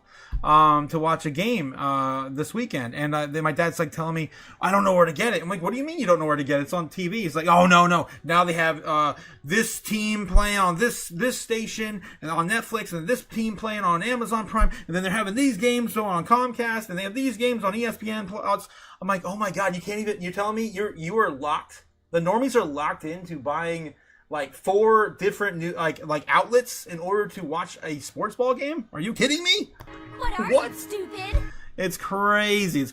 Looks like the Bears are still fighting for a breakdown. They cannot hold it, man. The Bulls are not letting them go. Oh wow. I would expect a 94 flat, maybe 94.1 right here. Yeah, this is still the area I was looking at for a pullback. We saw 3, 4, 5, 6 wicks really strongly to the upside, and we still cannot keep us, back down. We're waiting for this to play out, and then I want to, go back and spend some time with my folks. We may not stop. I might be on here for the rest of the evening, guys. Oh wow. Quick wick, man. Quick wick. Look at that. Oh, people are getting so butthurt today. Holy hell. This is what happens when you short Bitcoin. ACDC GNR says, Ben Lawrence in the chat, fingers painted and all. I got one finger left, guys. I got one finger that stood the test of time. Let's see, in your face, Spence, in your face. Let's see what else we got here. The Bears game. Oh yeah. Los, that's what let me know in the chat where you watch that. That's what we're trying to figure out. I used to love her, but Spence, what? How's it going, Spence, in the chat? All welcome, Spence, guys. He is an original OG Mount Gox veteran slash victim. Don't forget the give him a hand, guys. Freaking champion, man. Freaking champion. Oh shit, love you, Spence. 94,300 still, man. Still, we have legs still till 94.5. We have to get at least to back to 94.5. Retest that again. If we got, that's about as far as we may push it. We'll see. Now, shoot! Wow, quick little wick right all the way back up to 94.5. As I'm talking about that key area, it's getting there again. This is the fourth time we've wicked there. Let's see. Or on the 5th try. Let's see if the psychological pattern plays out again. Again, that's mostly how this plays out, guys. Everyone is FOMOing. Let's take a look at the order books and see what's going on. Is there any more FOMO? Any more millions and millions of dollars getting tossed in right now? Not really. We got about $1 million right there, $500,000 here or there. It's nothing too crazy. The bears are definitely stopping their descent right now from selling. And it's kind of slowing down. Right now we're about almost $1 billion ahead in trading volume ahead of the bears. So pretty good spot to be at. But it is getting a little overheated. Again, 94.5 is the major level of resistance we got to break through to get back above. And stay above this key area of resistance. Now, hopefully, is support. Let's see if we can draw that on there. And there we go. Get that. There we go. Get this scribble out of there. Yeah, it's about time to get the scribble out of there. I get too excited. Forget to get my little drawings off the board. Let's take a look here in the chat. Slovakia ladies, Ben, Spence, and invited stupid American foosball. What the hell? What the hell is that, Andy? Los said should be on Prime. Thank you, Los. Thank you. We do have Prime here in the household. Our local channels, if you have an antenna, we do have that as well. Well, thank you. I'll inform my family tonight. Because we're trying to get the plan set for their friends. Ben says, Andy trying to get a case. What? Trying to get a case? Spencer has a case of beer. A big booty at home. Spencer has a big booty at home. No need to fly 18 hours. Oh my god. Jake and Six says, my internet crashed. Horde. Any important news? Well, Bitcoin's still running. I threw a bars pattern on the board. I copied it from down here the last time we broke down, and I adjusted it for diminished growth, right? And we're just watching this play out as we speak because it's psychological. That's all this really is. FOMO right now on Bitcoin. We're still retesting 94.5. That's the key area we got to break through. If we cannot break 94.5, we're going to come back down and retest 94 flat, 94.1 in that general area. I'd say for psychological purposes, that's where it is. I wicked 5 times there. It's crazy. So we are getting a lot of push from both ends. It's possible we can just come back down here and just do this for a little while until the morning open, and then do a little bit of a head and shoulders like fashion. It would be the opposite. Yeah, it would be something like maybe I can't even do it. Something like this. Yeah, there you go. That would be for the foreign market open tomorrow. That's still too early. That's still way too early. I'd have to adjust my time frames to get that right. But that's what we're looking at. Probably doing a little bit of a readjustment and finding support down here in about 15 minutes, maybe. If it wants to give it to us, man, or we just run forever. I mean, we could do that too. Oh my god. What are you, stupid? Geez, come on, Bitcoin, break the 94K. To make some babies. 95K? Yeah, 95K. Let's see what's else going on. Build all. What is an onyx? What is an onyx? What, Spence? What is an onyx? Okay. Ben Lawrence says, I got a meeting. See you later, Cowboys. See you again. Thanks for stopping on by, Ben, in the chat. Thanks again, man, for, of course, participating in the chaos today. There's a lot of it, man. There's a lot of it. Okay. Well, anything else going on? In general, the entire market seems to be doing pretty damn good. It's 3% across the board right now. Let's take a look at the bubbles real quick as Bitcoin still will not give up. Let's take a look and see what's going on. There's a few more $1 million purchases right there in the last 10-15 seconds. So yeah, we're still not stopping FOMO. You don't usually see millions of dollars just get tossed in like nothing. Whoa, whoa, huge push to the top right there. 94.5 is really close. Whoa, damn, millions of dollars is dumping in. Single buys of over 4 million. That's crazy. It's hard to keep up with, man. There's a lot of FOMO happening right now. 94.5, it is within its grasp. We're going to see if we're going to bounce and get through it this time. Ooh, look at that. Damn. Playing right out on schedule from, of course, the psychological breakout that, of course, we had on the last leg up. So I'm still looking at this. I don't know if we're going to get past, or at least if we get through this breakout again, we're going to do the same exact move. Wait for another, consolidation, set it up, look at the bar pattern, and see if we can get to that 95K. Anything's possible. Sometimes this just doesn't stop. 94.5 inbound right now within $3. Within $5. Probably already be there by the time I change my monitor back over. Yep, right there is 94.5. That's it. That's the only last leg in the sand they have left. If they lose it, man. If they lose it, it's all going, man. It's all gone. There's nothing left for the Bears. Let's take a look at the overall order book and see what's left. What do they got? Wow, coming in with a $2 super chat. Yes, Andy. He says that Starmer abandons plans for compulsory digital ID. Ooh, interesting. So, what Starmer? Are you talking about for Europe or UK? I'm not familiar with Starmer. Digital ID. I know there are lots of different plans for digital IDs in different countries around the world. I know UK was definitely, yes. Okay, gotcha. He's a wanker. He's a wanker, says OG Bobbin. Gotcha, Andy. Yes. Thanks again, Andy, for the $2 super. Yes. Spence says, Otaku, did you see the XCM post on X this morning? No, I didn't. What's going on? What's going on with the XCN? I've been so distracted by all the other crazy stuff going on in our space. Yeah, it looks like we're breaking down a little bit right now. I did want to zoom in here and show you guys how much damage we did to the Bears. I mean, it's a lot. It is a lot. It's going to hurt. Anyone shorting the market right now, it's going to hurt.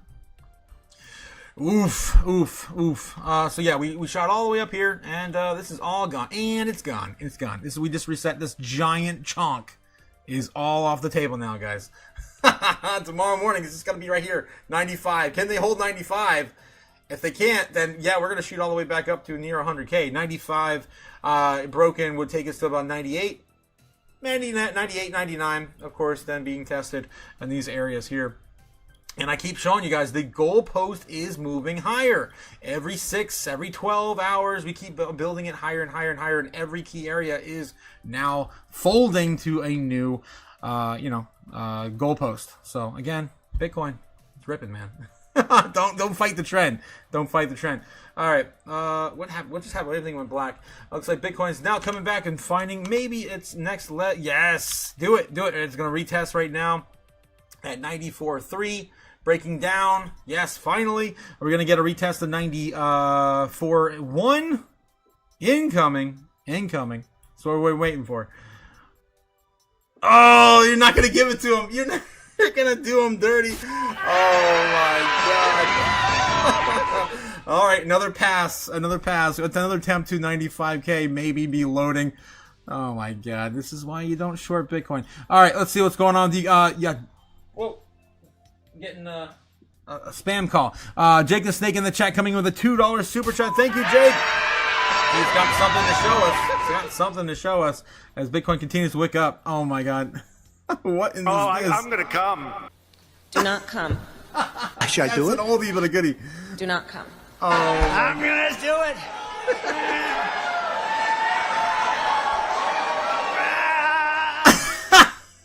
Oh my God, Jake. Yep, and that's exactly what happened in the market today. Bitcoin now wicking at 94.3. Are we gonna just finally give in to the Bears just a little bit?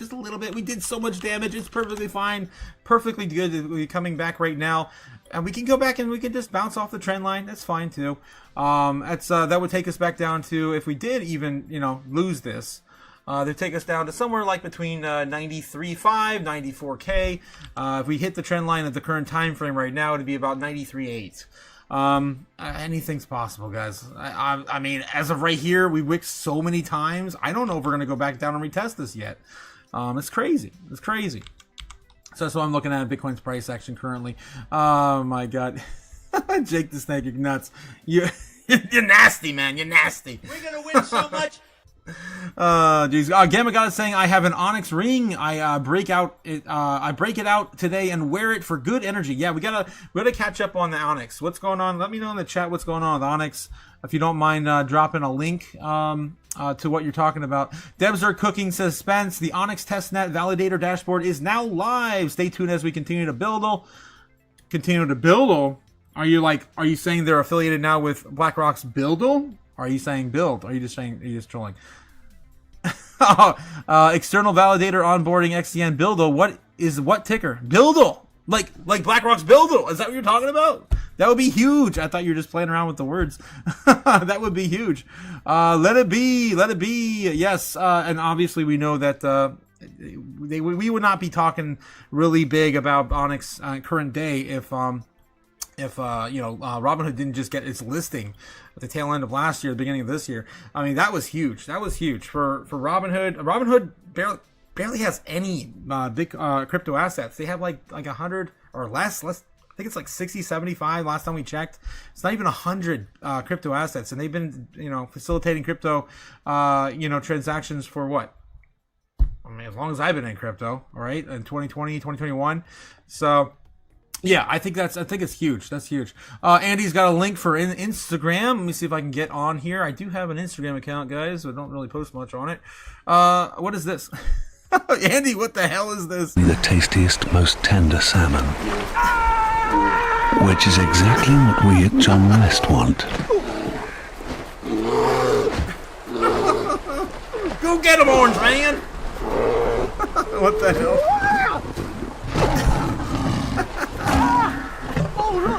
Defeat them bears! Oh! John West endured the worst to bring you the best. Oh my God. Oh, there you go. There we go. That's what we're doing to the bears today. Holy smokes. 94,002 now being retested. Still wicking. Still playing games with the bears. The bears.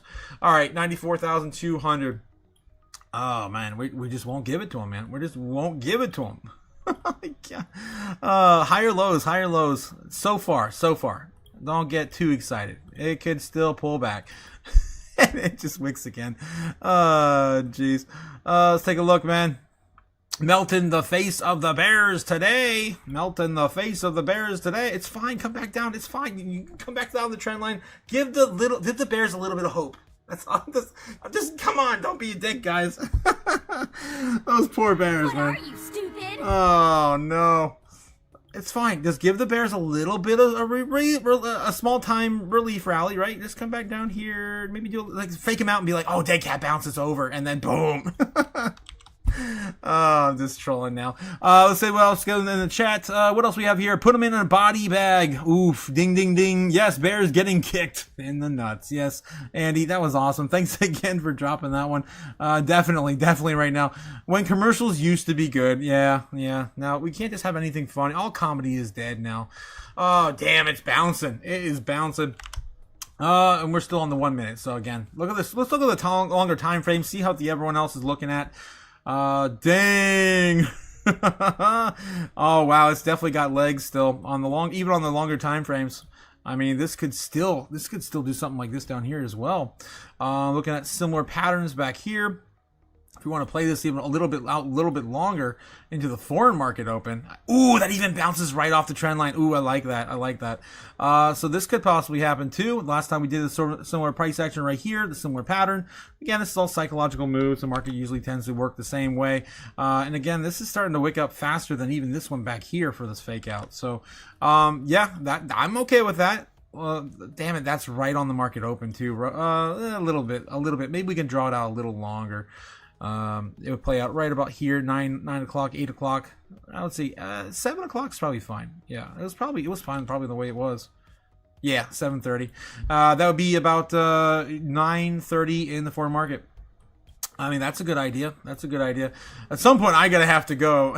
But it's fun while it lasts. It's definitely fun while it lasts. Let's take a look at the other time frames, see what else is going on. I got another idea on the board. We're just watching these play out. 5 minute, the smaller time frames, everything still looks like it's got some legs to go. We're still wicking down here. If we can come back down here, maybe retest a little bit longer. If we can break back underneath 94.1, we have not touched 94.1 again though yet.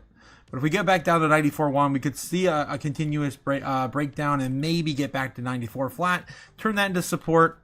That might be the end of today's rally, maybe. If we do see something like that. Boom, back down to 94K, and that gets us right to the trend line again. So again, either way, it's looking bullish for the end of the day, unless we see some sort of catastrophic event. You know what's going on right now in Iran? I don't know what's going on in Iran. I just checked earlier this afternoon, though, and the death toll was over 2,000 now. 2,000 during that protest. Again, they're protesting their government. Let's see what's going on. Yeah, death toll from the nationwide protests in Iran spikes to at least 2,000. 2,000 killed. Oh, jeez. Yeah, it's nuts. It's nuts. Anything else going on we should probably be taking a look at? Let's take a look at bubbles real quick. Take a look at what's going on the day. Everything is still going up. Now an average of 3.6%. This morning, when we covered the live, it was like 2.6. So it's still continuing. A whole new average of 3.6 on the day. Dash is up 43 still on the day. It's about the same as it was this morning. Everything up. Wow, just crazy all across the board. ICP up 10%. Remember when I used to shout from the rooftop and be like, ICP when it was down like 50% back in like December, November, and I'm just like, oh yeah, maybe you want to look at that. Look at that, it's still going. Yeah, I don't currently hold any anymore, but yeah, it's still going. It's why we look at these numbers at the time frames we look at them. On the weekly, we're still looking for opportunities. If you're looking for opportunities, Zcash, Lit, those are the ones we're talking about this morning. Still down the most on the weekly. Still nothing really oversold on the monthly. The bottom feels like it's in, as I keep telling you, by the crypto bubbles. Looking at the top 200 as well. Same thing as well. Big movers on the day. Melania token coming out of nowhere, probably because the movie. Did the movie come out yet? Let me see. When does Melania movie release in theaters?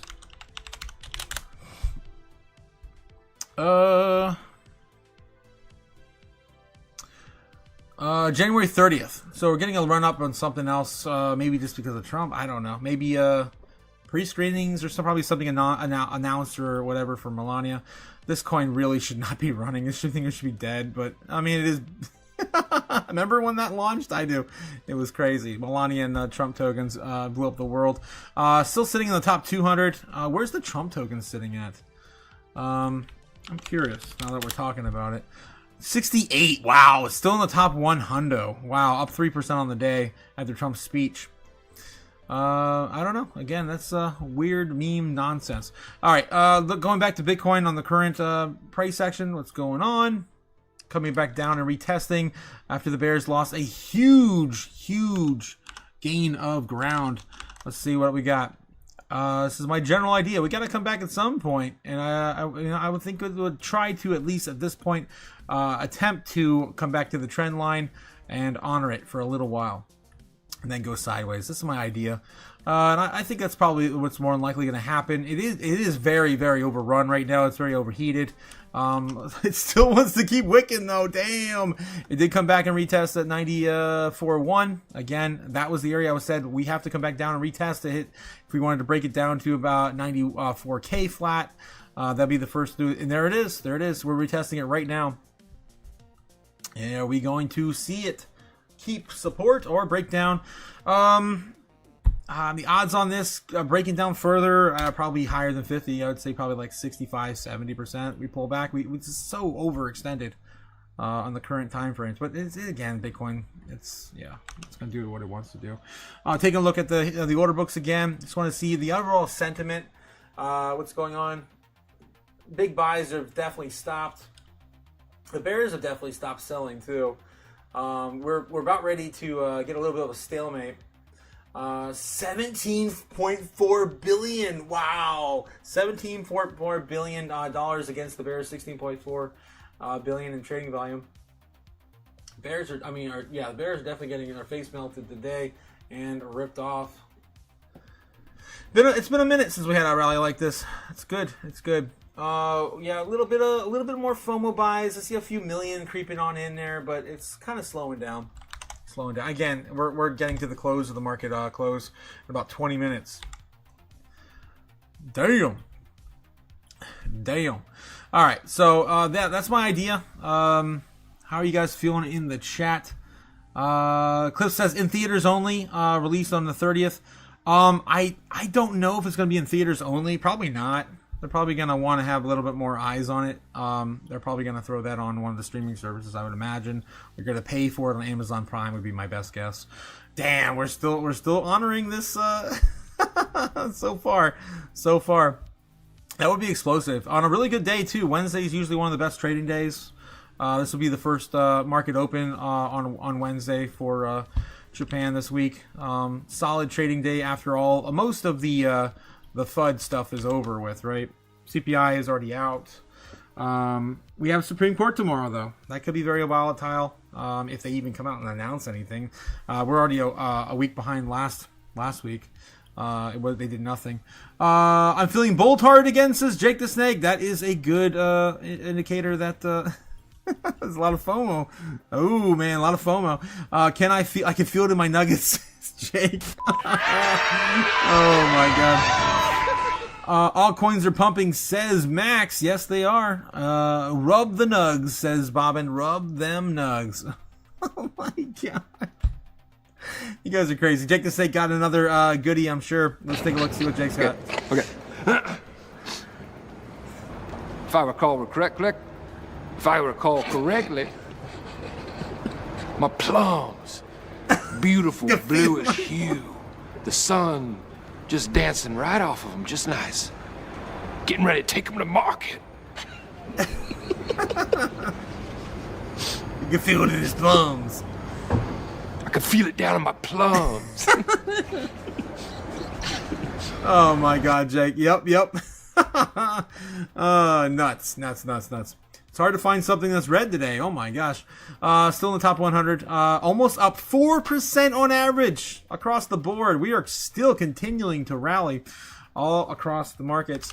And this is, again, 15 minutes to the market close. We're going. Still looking like a pullback. Ooh, and it wicks.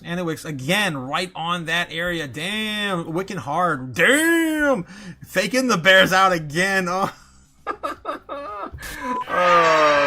just overjoyed by this. I love the chaos. And people are getting this melted right now. 94,200 on Bitcoin. All right, let's see what's going on. Stop the pain, some may say. Cliff says, I might get dropped from the live, going on the move, but keep connecting for the news and chaos, of course. Thanks again, Cliff. I appreciate you, man. And yeah, we're wicking back again here on the 5 minute. I'm all over the time frames today. All right. So yes, my general consensus is that we're going to continue the trend, at least come back and test it at least one time to the trend line. We've been rallying all freaking day. All day. We started down here, guys. We started the day at 91,700. And the early morning from last night into today at 91.9. 91.9 from the breakout from midnight on Tuesday. And of course, last night I gave you the usual Bitcoin price action and prediction. And of course, I'm tired of winning. This is good. This is awesome. I love this. Oh man. So that's well needed.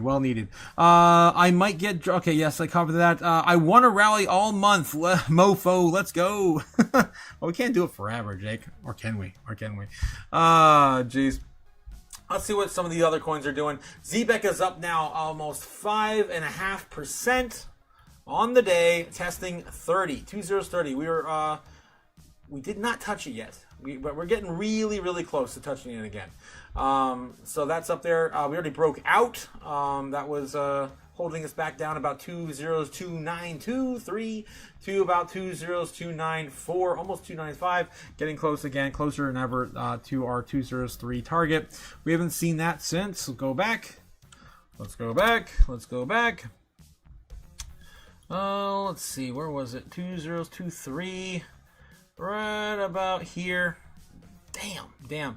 That was on the 10th, on Saturday. That was after the market started to collapse from, Bitcoin and the pullback from Venezuela after the immediate run-up at the beginning of the year.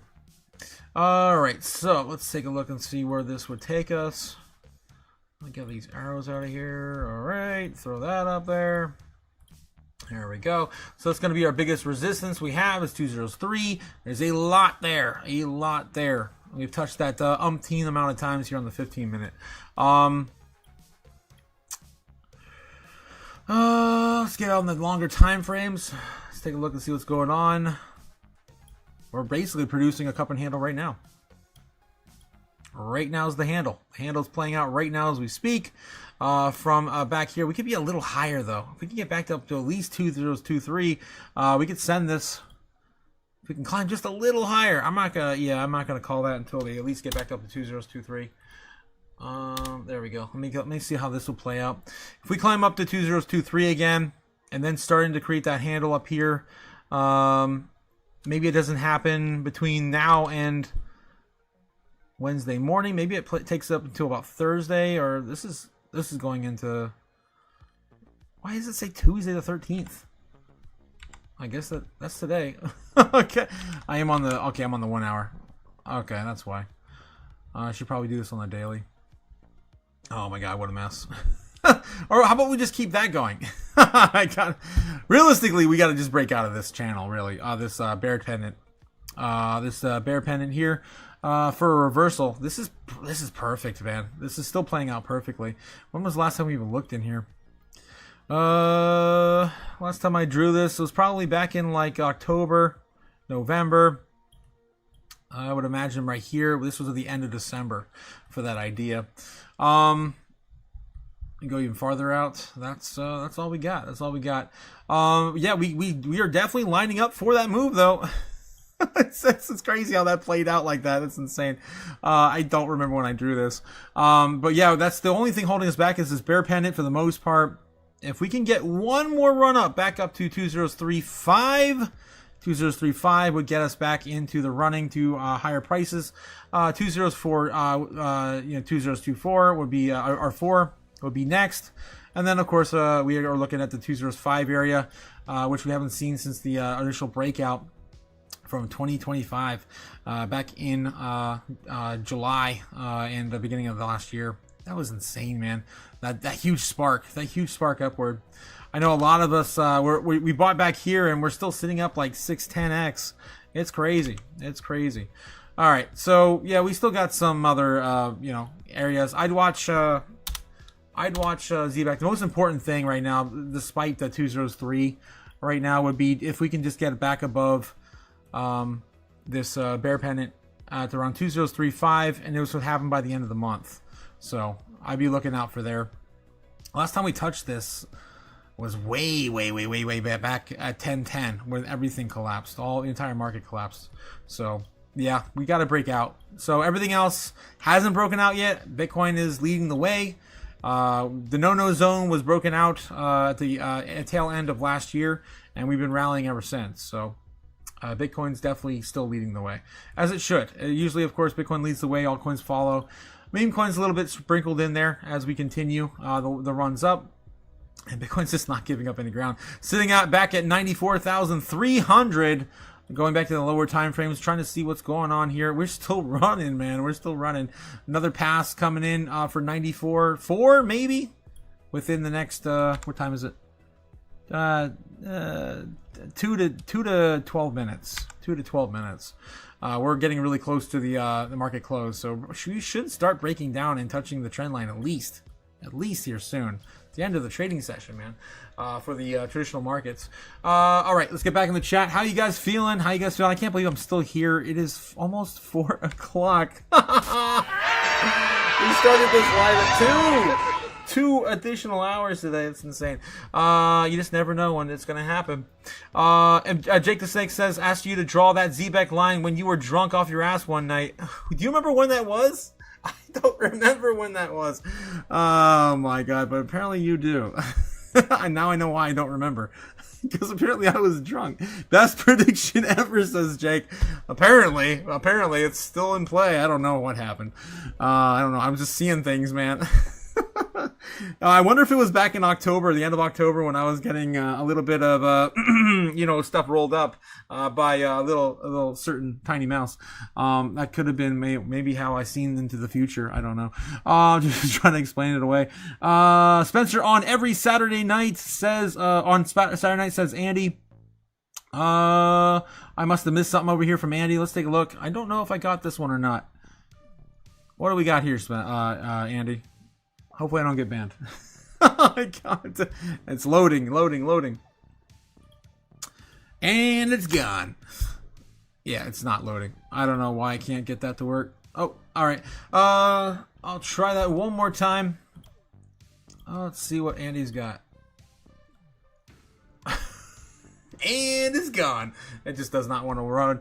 I wonder if Instagram crashed or something. Weird. All right, over it. Let's move on. Bitcoin still attempting to hold 94 and some change. 94.2, 94.3 being retested. Now we're turning 94.3 into a little bit of resistance, but the bulls are still throwing money at it. 2 million there, 3 million there, 1.5 million there. We're climbing almost up to $18 billion in trading volume to the bulls' advantage. Still going.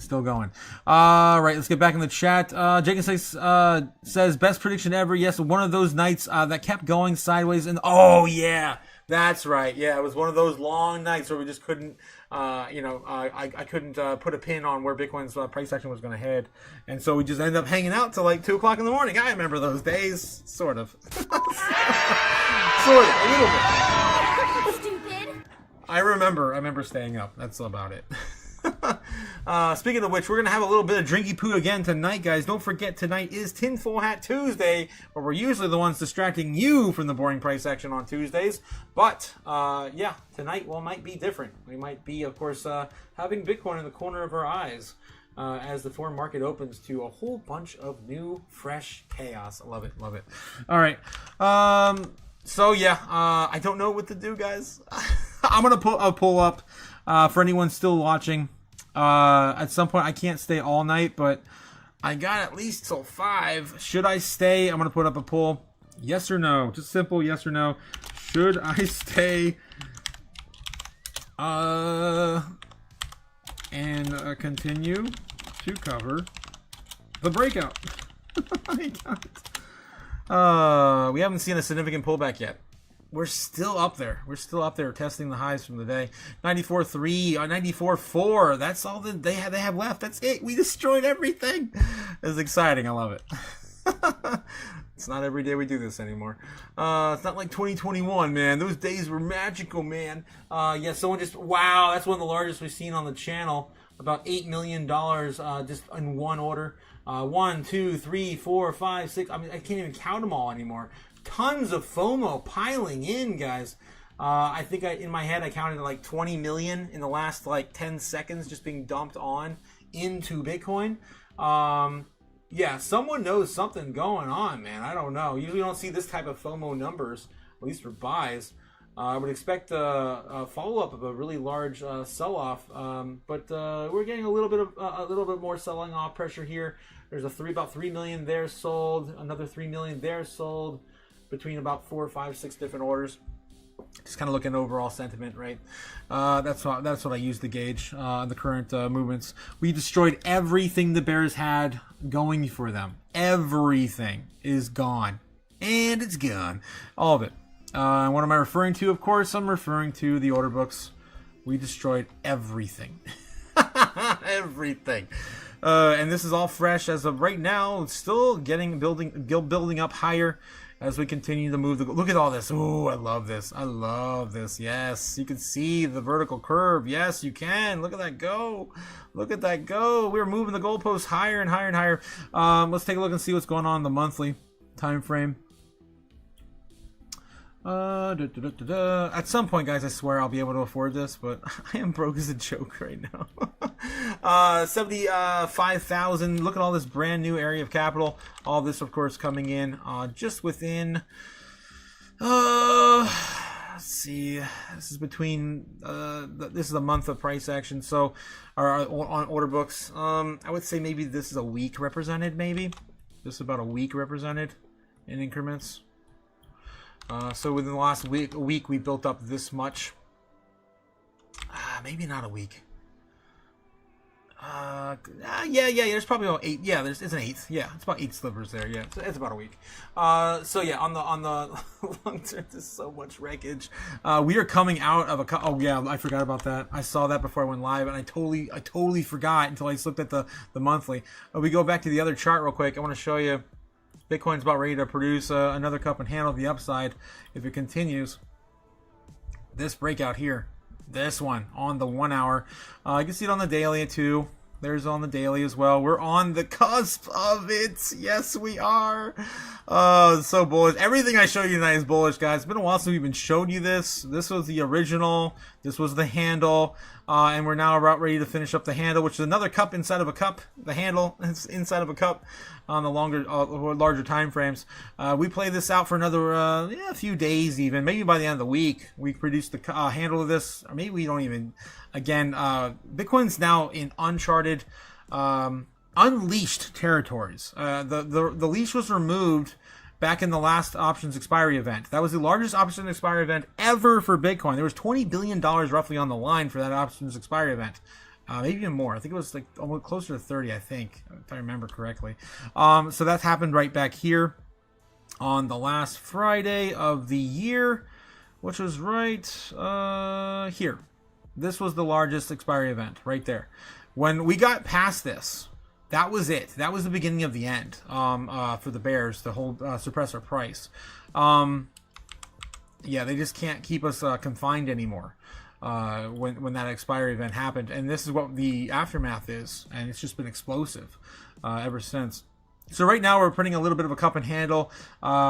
This initial pump could break us up to at least closer tonight to 100K.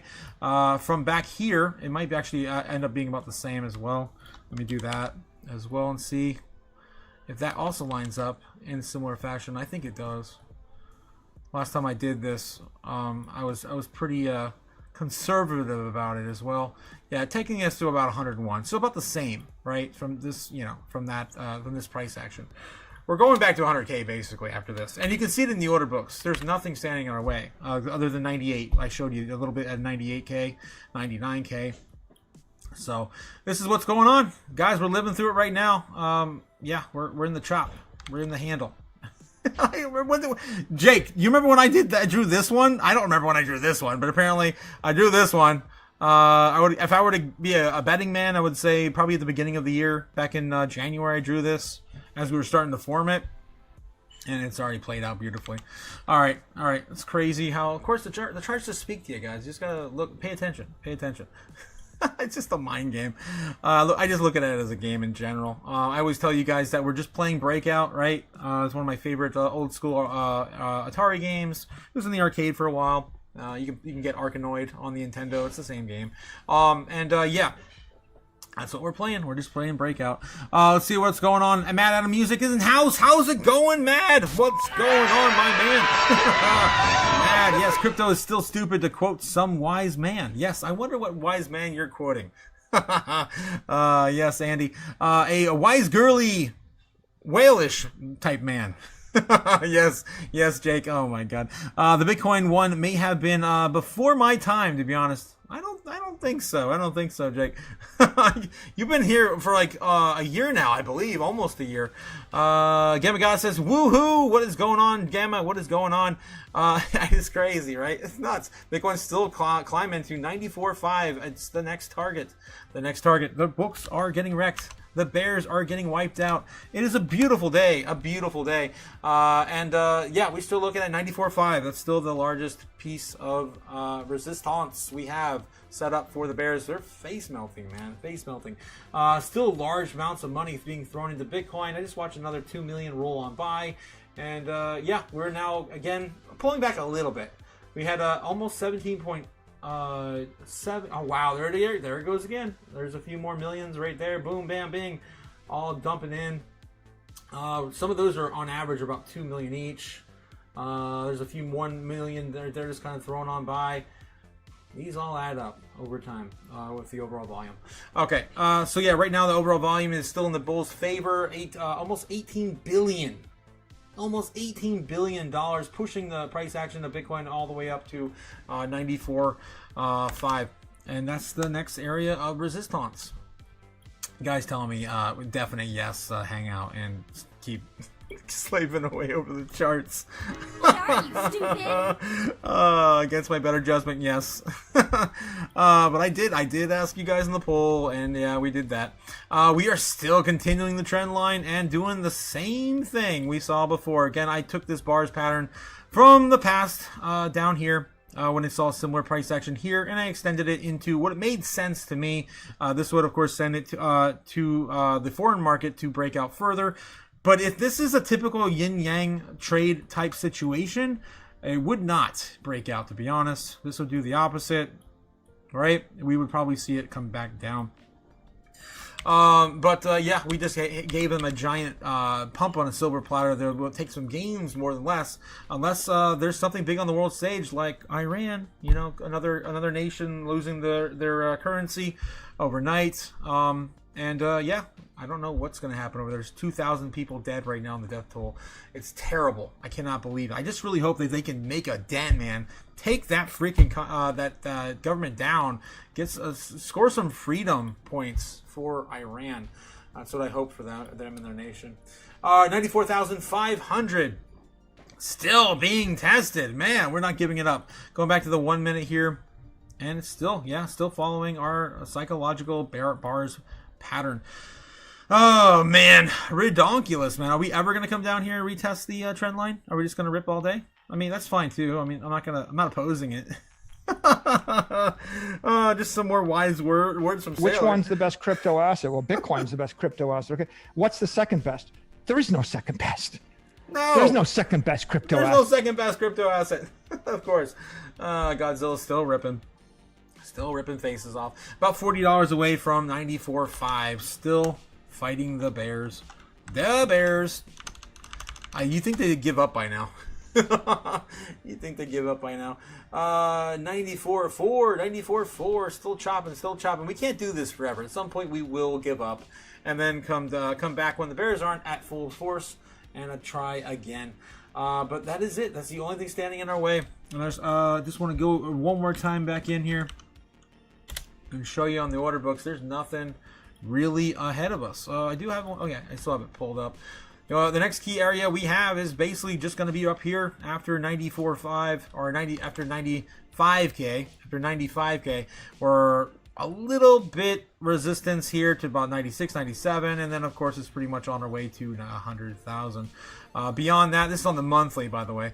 Beyond that, we have 105. Roughly around 105 key area resistance from the order books, and yeah, we just keep chopping on up. Here on the weekly, I do like this one the most. We are still building this higher and higher. The goalpost is continuing. If you guys are just jumping in, our order books are being filled higher and higher and higher with shorts, of course, and longs. All building up, because the longs always follow the shorts. I mean, people are looking at, that are paying attention like I am. If you look at where the bears are setting up, well, you probably want to get closer with your longs to try to get, some price action if the bears are forcing us down. So as everything continues to the upside, you want to have your shorts or your longs low enough that you can catch it. If you do want to enter in, at a lower position to start to build up strength again. So if we do see a pullback right now, it's going to be probably a significant pullback will be 90 flat. That's all. There's so much more here now. We destroyed everything the bears had holding us back from 100,000. And there's nothing really staying in the way except for that little bit there. A little tiny bit there. All right. It's getting back into Bitcoin. 94.2, 94.4, 94.4. I'm running out of steam, guys. Okay. B2 says, Cliff, B2, what do you mean by B2? Cliff says, one ran, maybe a national address later this evening. Wait, Iran. Oh, okay, one ran. I'm like, one run? Iran maybe having a national address this evening. You're talking about from Trump? Or are you talking about from the nation that's under siege right now? I hope it's under siege. Forever Laura, yes, Forever Laura, Bobbin. And then what else we got? Cliff has got some poster on X. Let's take a look and see what Cliff has got. Breaking: Iranian TV broadcasts this clip. Strike by Iran on Israel is imminent. Whoa! What are we looking at? اجاكم الموت الاحمر اجاكم بريح صرصر اجاكم الموت الاحمر. Yeah, that's not real.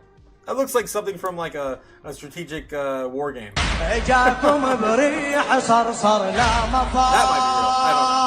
I don't know. It's hard to tell anymore in this world. Yeah. So I'm not sure what that's referring to.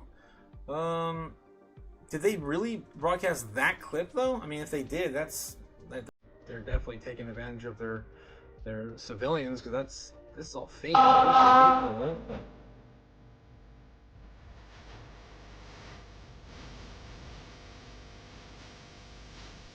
Bob looks at stock photos and stuff, or stock video. This doesn't look real. I don't know. I pray for everyone over there, man. That's terrible. That's terrible what's going on. I ran to those people. All right. So yeah, Bitcoin. Again, it's still going, man. It's not letting up. We have yeah, the markets are closed. Let's take a look and see what's going on in Doomberg while we're sitting here. Yeah, look, I mean, usury laws are administered at the state level, and when you look for support within Republicans on the Hill, basically nobody supports because they're fearing. Yeah. Okay, I don't know. It's just bantering right now. The market closed. Let's take a look and see how the stock market did today. How did gold and silver do? We didn't take a look at that today. It looks like gold's coming down a little bit. Silver's coming up above $86. Still on the trend line. Still holding the trend line. It's still real. That's not even a trend line. That's something I drew a long time ago. I don't know, man. I don't even know anymore. Drew that at the end of last year. I don't know. Still doing the thing. Okay. That's so funny, man. I don't know. I feel like if this is a simulation, and sometimes I feel like I just draw things and they just happen to happen in this world. I don't know. Okay, so yeah. It's still holding up here. The highest we saw so far on silver was $88.88. Wow, that's cool. I like the numerology there. It did hit actually 91 flat. Or I'm sorry, 89 flat on the last. Was that today? Was that today's session? I believe. Yeah, I think that was today. Yeah, look at that wick. That wick happened today. Yes, it did. So it wicked all the way up today at $89 an ounce. Gold. Didn't see a new all-time high today, did it? I believe, yes it did. Oh, it wicked down from its, that's what I said this morning. Yeah, it wicked down from its all-time high today. So in the last 4 hours, you can see yesterday it had rally. We touched it this morning too at 7 a.m. before the market opened. Okay, so we'll give it to them. $4,627 an ounce on gold. And of course, Bitcoin seeing a breakout still to 94.5, $15 away now again on the next retest. Oh my God, this will not stop. This will not stop. How many times have we touched it? Well, in the last 1, 2, 3, 4, 5, 6, 7, 1, 2, 3. See, 94.5 really was really touched 3 times in the last probably half hour.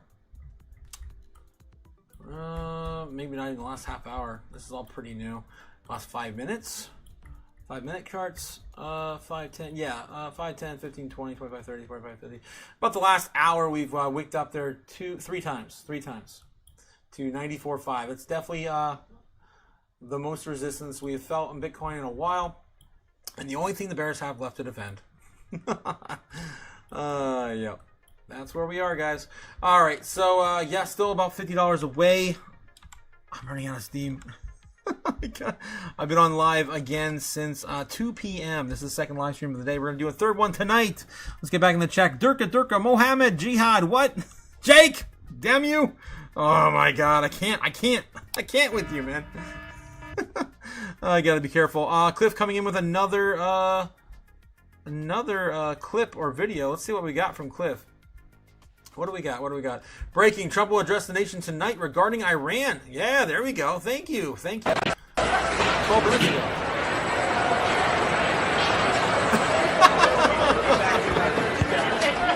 Oh, it's so troll. Okay. It's breaking. They're gonna address Iran tonight, allegedly. I don't know, man. This is sus. Someone muted his audio. AI removed the. Yeah, not a bad idea. I don't know what's going on with that. All right. Let's see. Iran address U.S. Trump tonight? Question mark. Boom. Looks like 4 hours ago he cancels U.S. Iran meetings, urges protesters to take over institutions. Yes! Riots! Riot and chaos in the streets! Anarchy! Take over your government, he says. I love it. Trump's pushing a lot of chaos today. President Trump addressed the ongoing protests during a speech in Detroit, urging Iranian protesters to keep demonstrating and starting that help is on the way. He also announced a 25% tariff to countries doing business with the part of responses to the situation. We already covered all that earlier, so that's not new at all. U.S. tells our citizens to leave Iran as Trump mulls over strikes. That came over 12 hours ago. Anything else new? Let's look at the last day here, and less than 4 hours ago. 5, 12, 4, 11, 10. Yeah, I don't think we have anything breaking just yet. Here's an hour ago. Trump's options on Iran: massive airstrikes, assassinations, no-fly zones, and cyber weapons are all being mulled over, according to Jerusalem Post. U.S. set to intervene in Iran protests. Here's 2 hours ago from BBC. More than 2,000 people reportedly killed. That's what I'm talking about. It's effed up, man. It's effed up. As Iran faces unrest, Israel waits quietly for Trump's next move. It's coming from CNN 3 hours ago. Yeah, we just don't have anything concrete. But damn, they definitely need a lot of support over there right now. It's brutal. 2,000 people, and how many days has this been going on for? I think like less than a week. It's crazy.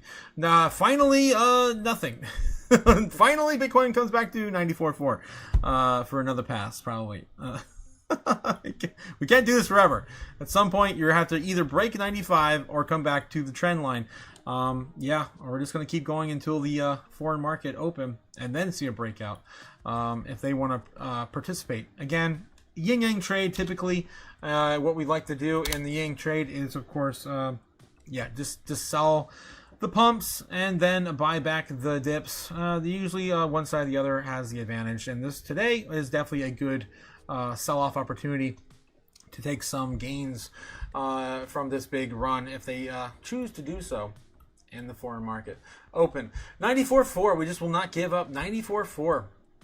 Look at these wicks, man. They just continue to build over time. These shorter time frames, ridiculous. On the 1 minute, in the same fashion. Bull flag still to the top. Breakout of this flag would be extended over to about 4:30 p.m. Eastern.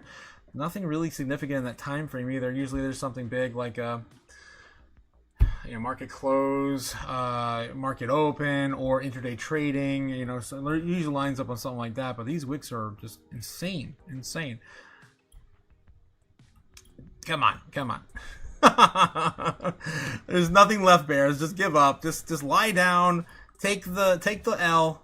Let us run back up to about 100K, and then we'll figure out tomorrow. We'll figure out what we do tomorrow.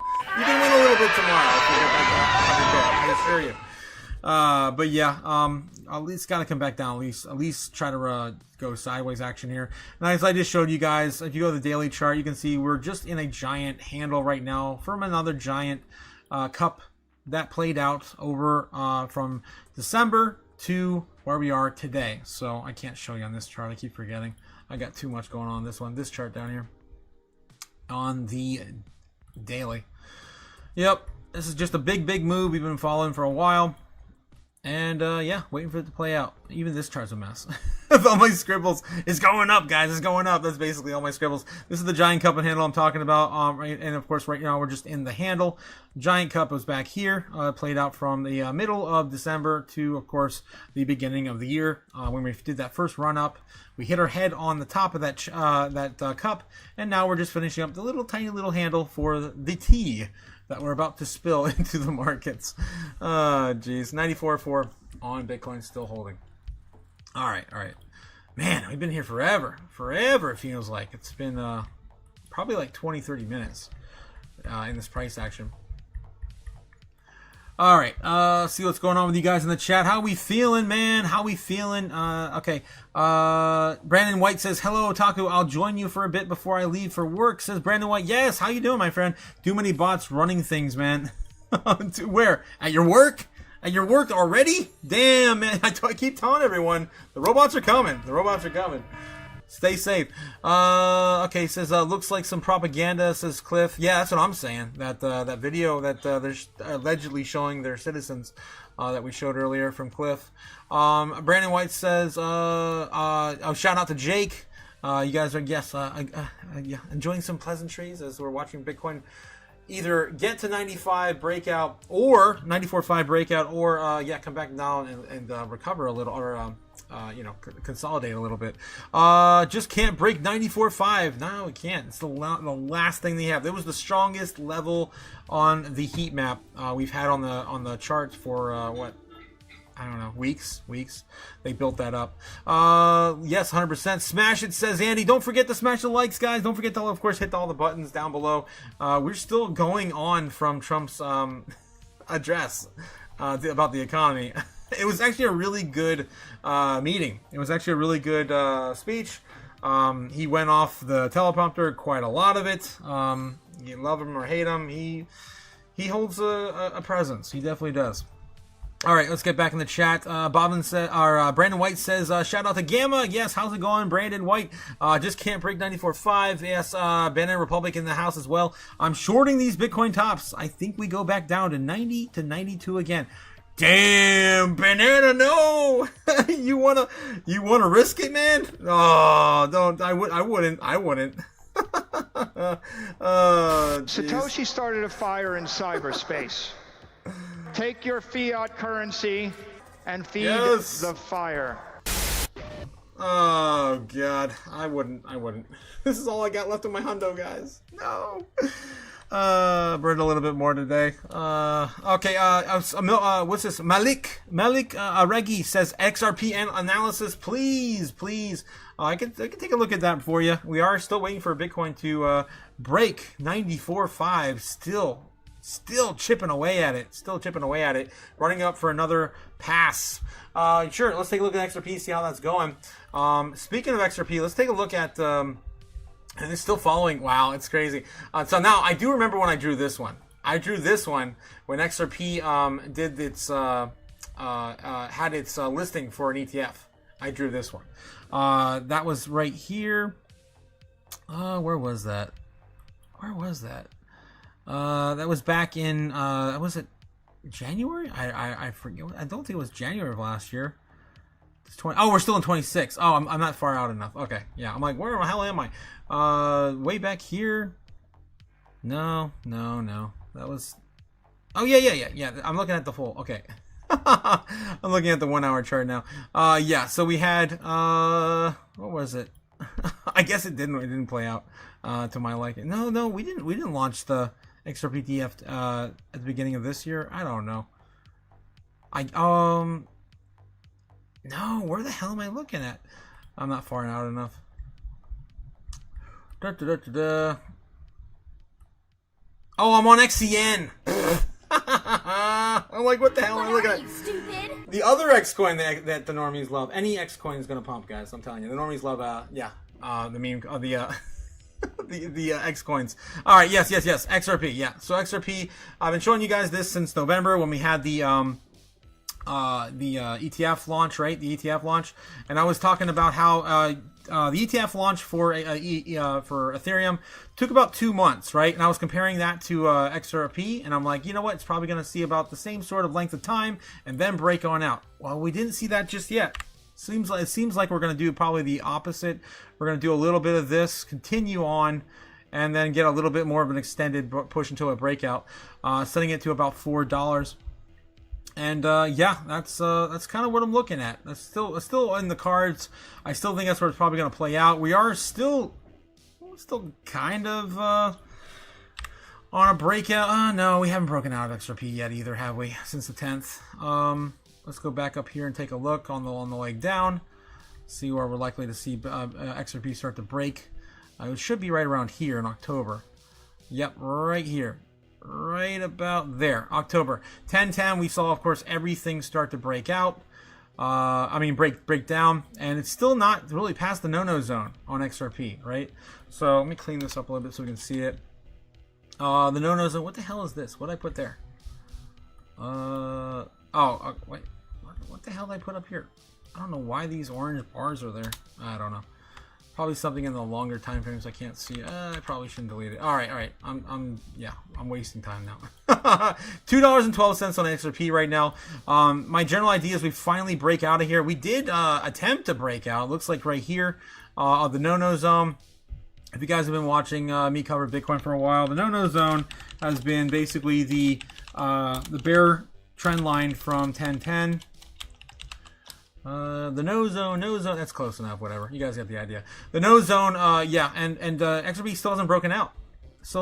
And it's about that time. So from here and there, from here to there, I believe at some point we're going to start to see a break up to the upside. It's going to be explosive. Let's see how this would play out in this. It would probably be right around here. That takes us into about this next Friday. It looks like next Friday. We do something like that, and we do finally see a breakout. It'll produce some sort of pattern like this. It could probably happen sooner than that if Bitcoin continues to rally, so maybe a little earlier. But that would be just kind of rearing its head up and then testing some newer highs. And that would be, let's take a look for that breakout. It wouldn't be initially too high from that. Well, dang it. Almost had that. That would send it to about $2.65, give or take, on that first initial breakout, and then just continue climbing from there. If we do like an L-wave pattern, let's take a look. Continue that up, and about $3. $3 is probably going to be a lot of resistance there, and like we've seen in the past. So that's what I'm looking at within the next few weeks, probably, if Bitcoin continues to run, and of course all the altcoins continue to follow. That's my general idea. If we do get this breakout, it's long enough. They're getting a lot of money seeded from the ETFs, like I showed you guys with I'll just use that one again over here. With Ethereum in the past, Ethereum took about 10 times as long as Bitcoin did to seed its ETF and see the reverse breakout. Bitcoin took 2 weeks to consolidate after the announcement. Of course, everyone sells, gets out, buy the rumor, sell the news, right? And then, of course, running sideways. Then Ethereum took about 2 months. So from 2 months to XRP, maybe again, I was a little off on that 2 month. Maybe it's going to be 4 months from the listing of the ETF. So that would be from, I think it launched in October, November. It might have been this marker here. I can't see what I marked. So that would be about maybe 3 months, maybe 4 months. Either way, you're going to see a breakout eventually. Right now we're looking at about 93 days. That's about 3 months. Maybe that's just the amount of time we need. And taking a look at the overall market cap, let's take a look and see what's going on with XRP and market cap while I'm ranting about that. Some of you guys know how I really feel, but but it's the only thing that's been exciting right now has been between XRP and BNB. And look at that, BNB flipped it again in market cap. They've been the only game that's exciting right now in the top 10. Everything else has been stagnant in the same space. But XRP and BNB keep exchanging blows. Beyond Binance running up to about $950. Getting its market cap closer to $130 billion. XRP has fallen from, I think, a high of $144 billion, I believe. originally, and then I think the highest we saw this year so far, or the end tail end of last year, was about 135. So a little oversold right now. And of course, it's going to come back like everything else does. All right, so that's my full, I guess, overview on where XRP's current price action is after the ETF launch and where it's more than likely going to head into the near future. And it's just the beginning of the game, I mean, somewhere between $5 and $9 is still what I'm looking at. Maybe as high as 12. Beyond that, within the next year or two, I think it's going to do fine. I think it's not going to hit any higher than these numbers. If we have, again, this is my baseline bear and bull case scenario for XRP in the present market. And if things, of course, could update. All right. Bitcoin's still chopping around 94.5. They're not going to give it up, man. What the hell? Still. Oh, man. Let's take a look at the order book and see if there's still FOMO going. I'm never going to leave. Looks like we just get a whole bunch of big sell-offs here. Looks like 3 million, 4 million, 3.5 million, 1.3 million as I clicked on over in about the last 10 seconds. 2.4 million. It's met with a lot of resistance, but damn, we're getting closer and closer to about $18 billion in trading volume for the bulls. Again, 16.8 on the bears. Still in much still in the bulls' favor in the current time. After market too, man. 430. My God, it's 430 now. All right. So 94.4 still on Bitcoin. What else we got in the chat, guys? Just can't break 94.5. Yeah, we just can't do it. Oh, jeez.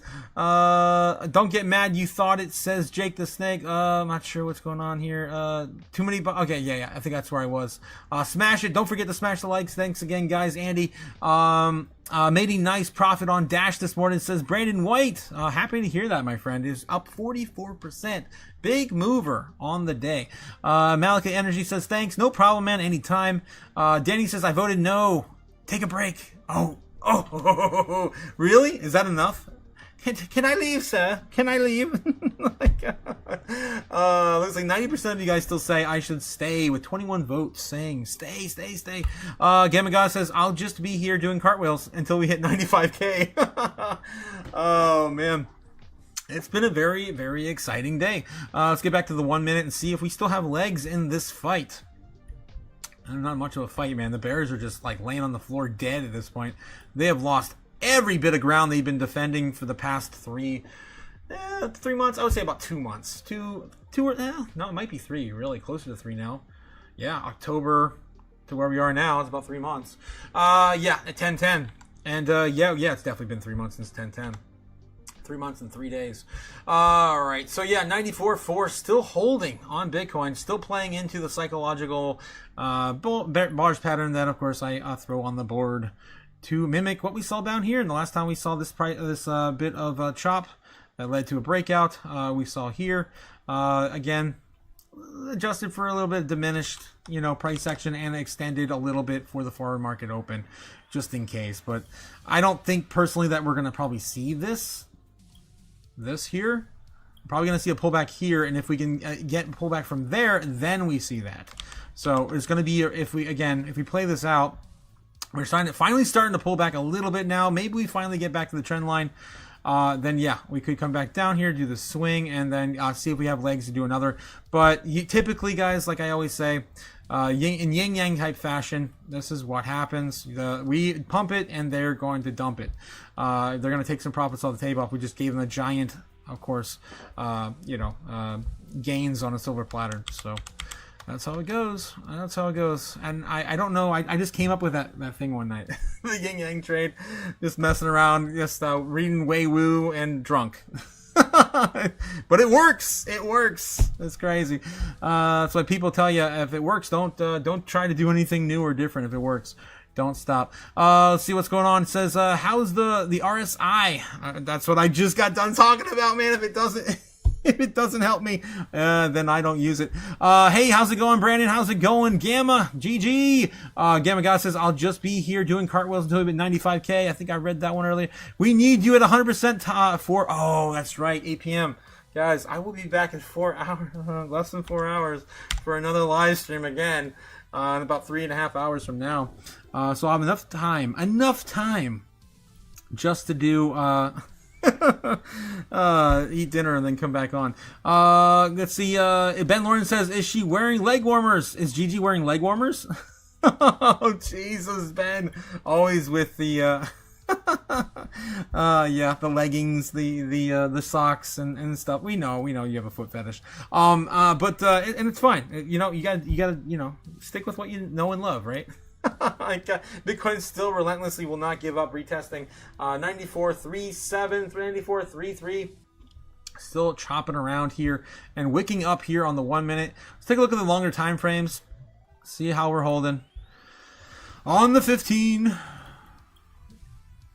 Seeing a little bit of a little bit of a breakdown here on the 15. Wicking all the way back up though. Still holding the trend line. Damn. Come on. Longer time frames. It looks like we could start to lose it here on the longer time frames. On the 4 hours, still looking green, but well, yeah, and of course the daily is just explosive. We moved about $3,000 to the upside so far today. I mean, if you want to go for a record, you can. Let's try to break 13,000. We're about 10,000 short of doing that. How about we do it today? Not gonna happen. Okay, let's get back in the chat. It says, work at Otaku. Thanks for giving us the fun space. No problem, Andy. That's what I'm here for. Crypto and crypto. I used to do this, guys. I used to do this alone in a dark room by myself. So this is an upgrade. This is definitely definitely an upgrade from last cycle. Let's see what's going on. Or the previous cycle. If we're gonna count this one as another cycle on top of the cycle, if we keep moving, guys, Bitcoin's basically gonna be invalidating the 4-year cycle. We are in the post halving year, the post halving year. We should not be pumping right now. Let's go back. Low says chodes. Low says chodes. Oh God, that's a silly word. Silly word for those who know. Cryptos and yeah. Which one? All of them. All of the words, especially the last one. God knows. Danny says, thanks for letting us, join you in your dark room. It's actually, I am in another dark room. I can't turn the lights on or else it breaks down the simulation. So I am still in a dark room by myself, but I'm with you guys. That's what the difference is. I'm happy to have you guys. Thank you guys for joining me. That's what I was telling you earlier. Again, tonight we're supposed to be doing Tinfoil Hat Tuesday, guys. I don't know, with explosive price action like this, I really hope the market opens and we just dump, to be honest, because it's gonna be hard to focus on conspiracy theories if we're not, if we're breaking up. So I really hope that we find a place to just fall back down. Maybe come back down to like 93. This is just me hoping that I have an easier live stream tonight and not talking about the price action, which again is still moving to the upside. We're getting closer to the trend line though, even on the 1 minute. Yes, look at that. Even on the 1 minute, we could be touching it soon. Do it. Do it. Come on, so close right there. Go sideways a little bit, guys, and we can produce that handle for the cup and handle. We've been waiting for this to break out. This is a cup inside of a cup. I shouldn't be doing these larger time frames on. Yeah, if you guys are just joining, yeah, I've been showing that for a while. Holy crap! This also could be a little bit of a bullish divergence here forming. Come on. Again, if you're short in Bitcoin right now, I wish you luck. I wish you luck. And it's starting to at least attempt to get back to the trend line. And then from there, maybe you can start to see a breakdown. And then maybe you want to be looking at a short if you got the balls. If you got the balls. That would, what it would look like if I were to, I don't do that anymore. I learned the hard way. In 2021, messing around, trying to catch those falling knives. Back in those days, right? Those were fun. But I don't do that anymore. That was 5-6 years ago now. But if you wanted to, what you would probably wait for is a retest of the trend line here, and then a breakdown. Maybe go sideways a little bit, then break down. It would be about 97.3 would be the first place. If we could hold that, maybe that's where you want to put a long in. Short would be probably around here, around the trend line, right? If you start to see some of this dip right here, will probably be the first place you might have an opportunity to get in on a short. Again, just I'm not financial advice. I'm just telling you what I would do if I were to do that. Just by looking at, of course, the trend, just following the trend. and waiting for confirmation that it's going to either continue or break down. And we have not broken down yet, so you good luck. Good luck shorting Bitcoin. That's all I gotta say. All right. Yes, Ben Lawrence says evening. If we see the feet this evening, the market will pamp. So tonight on Tinfoil Hat Tuesday, we all have to show our feet. That's what Ben's saying. I can tell you that my feet don't look any more or less pale than they did the last time we were on the live. What are you, stupid? Yeah, not looking forward to doing that. Jake says chodes before hoes. Amen, brother. Amen. What the hell, man? Chads before. There you go. That's better. That's better. Yeah. You're discriminating us that don't have chodes. Oh man, thanks for letting us join your darker, of course, anytime. And I think we're all caught up in the chat now. Yes, I think we're all caught up. 94.3, seeing a little bit of breakdown to the trend line. Are we finally going to honor the trend line? Let's see. We haven't touched it since 2 o'clock in the afternoon, 2:15. We haven't touched the trend line. Let's see. Can we extend the trend line? Not really. We've honored this all the way up. So we'll see how this goes. Here it goes. 94.25. Starting to see a breakdown right now. This could be the chance I get to eat. May I eat, sir? May I have a meal? Just one measly meal today, sir.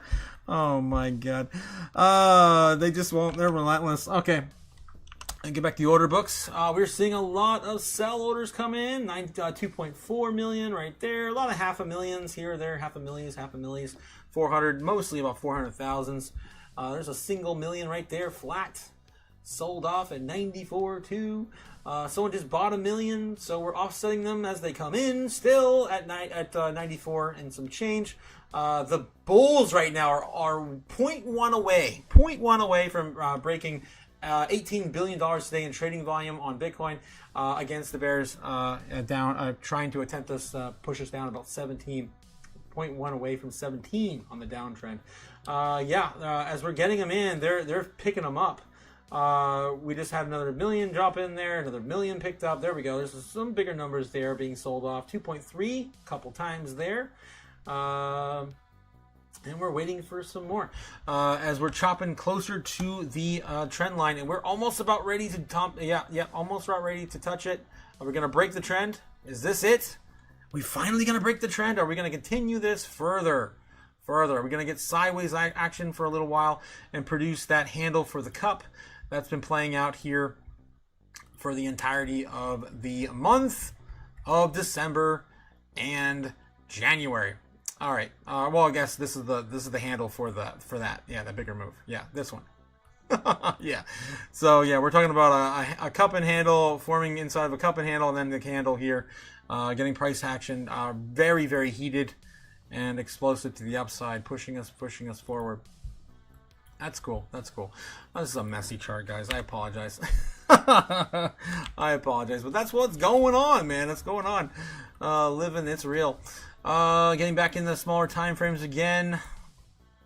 It looks like this might be it. This might be the end of the rally.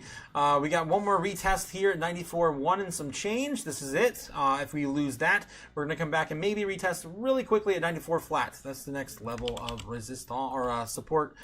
Previous resistance, of course, turning into potential support in the near future. This would, maybe again attempt to do the same sort of pattern we saw before down here, continuing the legs up higher and faking out the bears to the upside. All right. A lot of ideas on the board. Let's get back in the chat. Jake the Snake, did Ohio ban the Mankini yet? That's a good question. Did Ohioans get the Mankini banned yet? That would definitely do a really good service for the rest of us in the country. Oh, God. I guess you'd only wear that at a pool, right? I don't think there's any, maybe people go to lakes. I don't know. I don't know. It's definitely no beach fronts over there. Good afternoon, Go Time. Good afternoon, Ben Lawrence and Toes. 5 or 6 foot. What? Nah, Ben Lawrence, the toes is a tough one to figure out. I never understood the toe fetishes. Those are weird.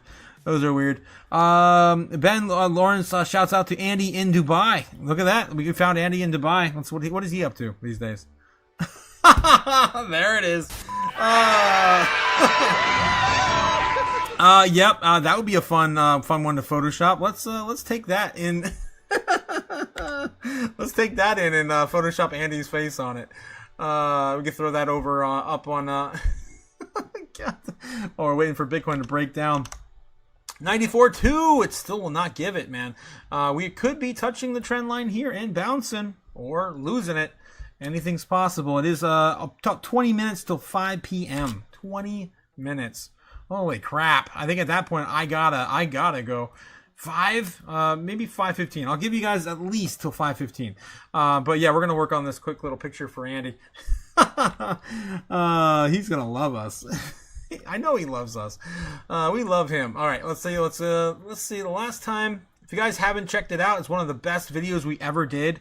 Oh, we're so close, guys. 1.12 on the subs right now, guys. Don't forget to like and subscribe. Well, I think we almost hit it. Look at that. We're so close over there on the 25 percentile range to our 1,500 subscriber goal, so we can hand out more wrenches for the next 500 subs.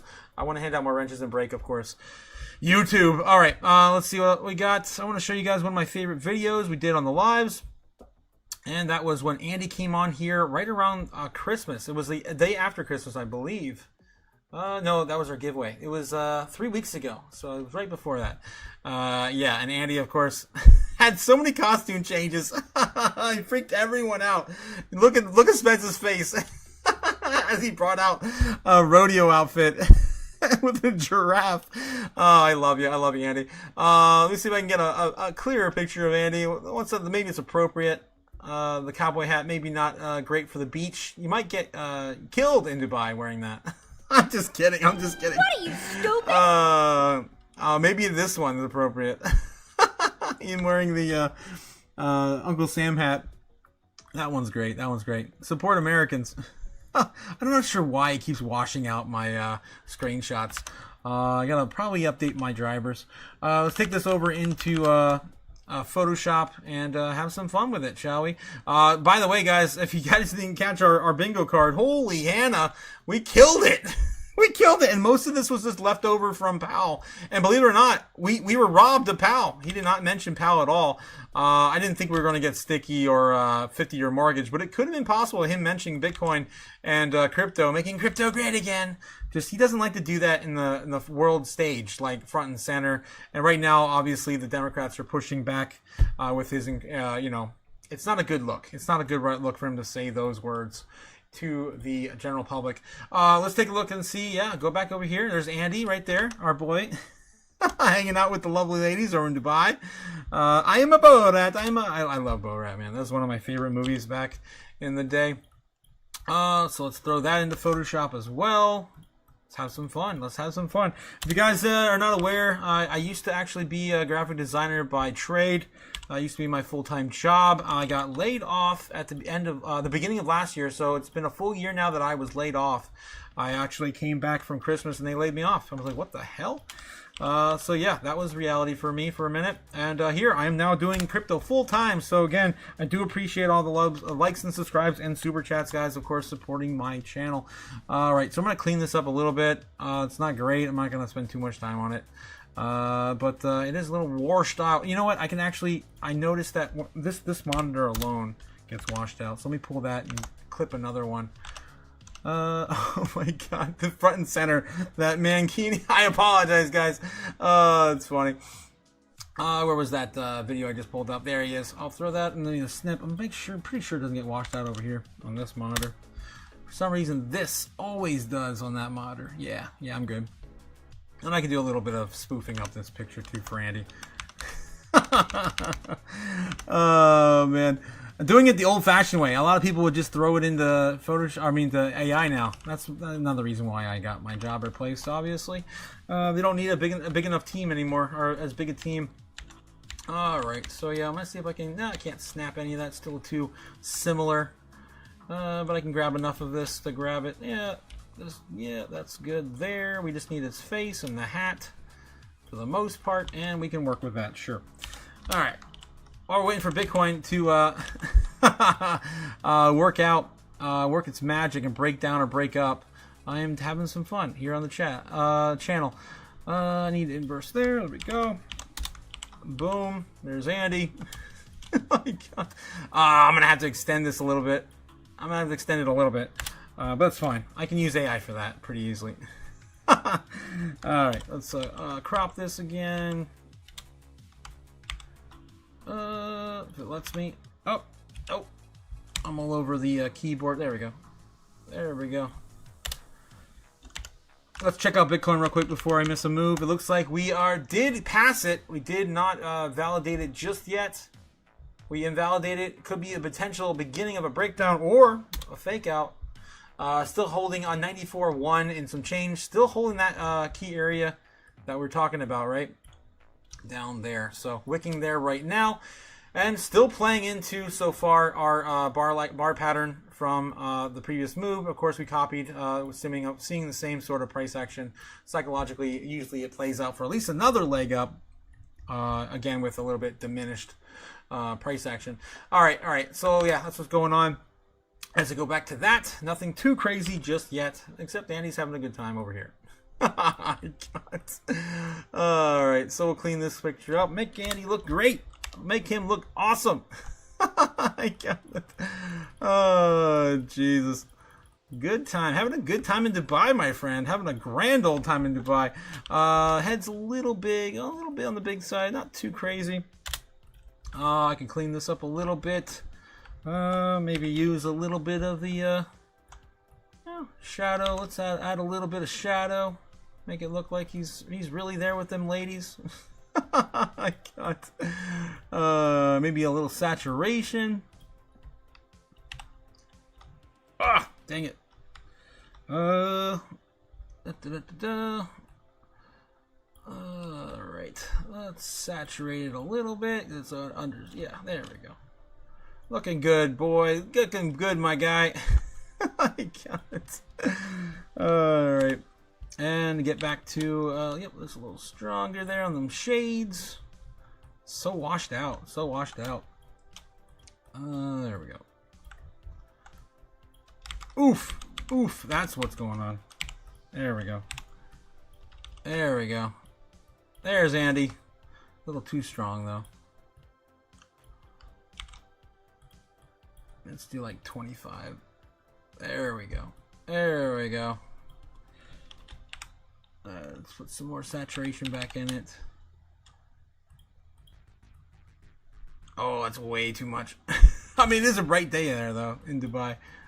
I can't. Oh, jeez. That's probably good. That's probably good. I can't. I desaturated his... I'll just take another one real quick. Easy peasy. Easy peasy. There you go. Andy's having a grand old time. Maybe change his complexion a little bit to match. Let's see, just darker, a little bit more darker to match Andy's skin tone there. There we go. Desaturate his neck. I don't know why it got so yellow. There we go. Just a little bit. And yeah, I think we're looking pretty good. Looking pretty good, old Andy, old boy, old pal. If he just jumps in right now, it'd be hilarious. I gotta check back in the chat and see what you guys are talking about. And then yeah, I gotta also just a little bit of AI right there. Yeah, just to fill that in, fill the rest of that sky in. Why the hell not? It's super easy. Could have just done that with just a paintbrush, to be honest. That's pretty clear sky going on. Taking forever just for nothing. Photoshop. Oh, there you go. All right, and I need my my layers back up. Yeah. There we go. There we go, Andy, my boy, and that one's a keeper. Yeah, we're gonna definitely share that over on the Discord. Oh, God. All right. How you guys feeling? How you guys feeling? Let's get back into Bitcoin price action. Sitting at 94.1, still retesting that key area. Nothing has happened yet. Nothing has happened. We have not lost it. We're still rounding up here too from all the wicks. Where are we at? Still seeing a key breakdown. Still honoring that area. If we lose this, we come back down and retest 94 flat. 94 flat. Let's see what's going on in the chat. Chad's, oh god. Andy, Andy's actually in the chat while I was doing it. Dang it. My screen was covered. Oh, there we go. Pamp it. Andy's gonna pamp it. Calm down, ladies. Calm down. Oh my god. Big head, Andy. Large helmet. Large helmet. Oh my god. What happened? Soon, Andy says. He'll be with those ladies again soon. Oh my god, dude. When will then be now? Soon. Bitcoin starting to wick. Still here at 94.1. Still wicking on the shorter time frames. More than likely 1 or 2. Yeah, 1 or 3 minute. Still a little early to tell. It's almost 5 o'clock, guys. I gotta get going at some point. I can't hang out here. I gotta eat. I gotta eat something today. Yes, clip that chat. Clip the chat. Oh my god. Oh, dude. He's got neckitis. Suspense. What is lotion? What up, everybody? What up, Milk Money? We could make him like a lobster, too. He wanted to spend more time on it. Andy, do you have a concealed carry for that? Oh, damn. Seriously. Cliff also shouting out something in the channel. Let's see what's going on over here. What do we got for my boy Cliff? Someone heckled President Trump at the Ford plant today, so he mouthed F you and what? No, really? Whoa.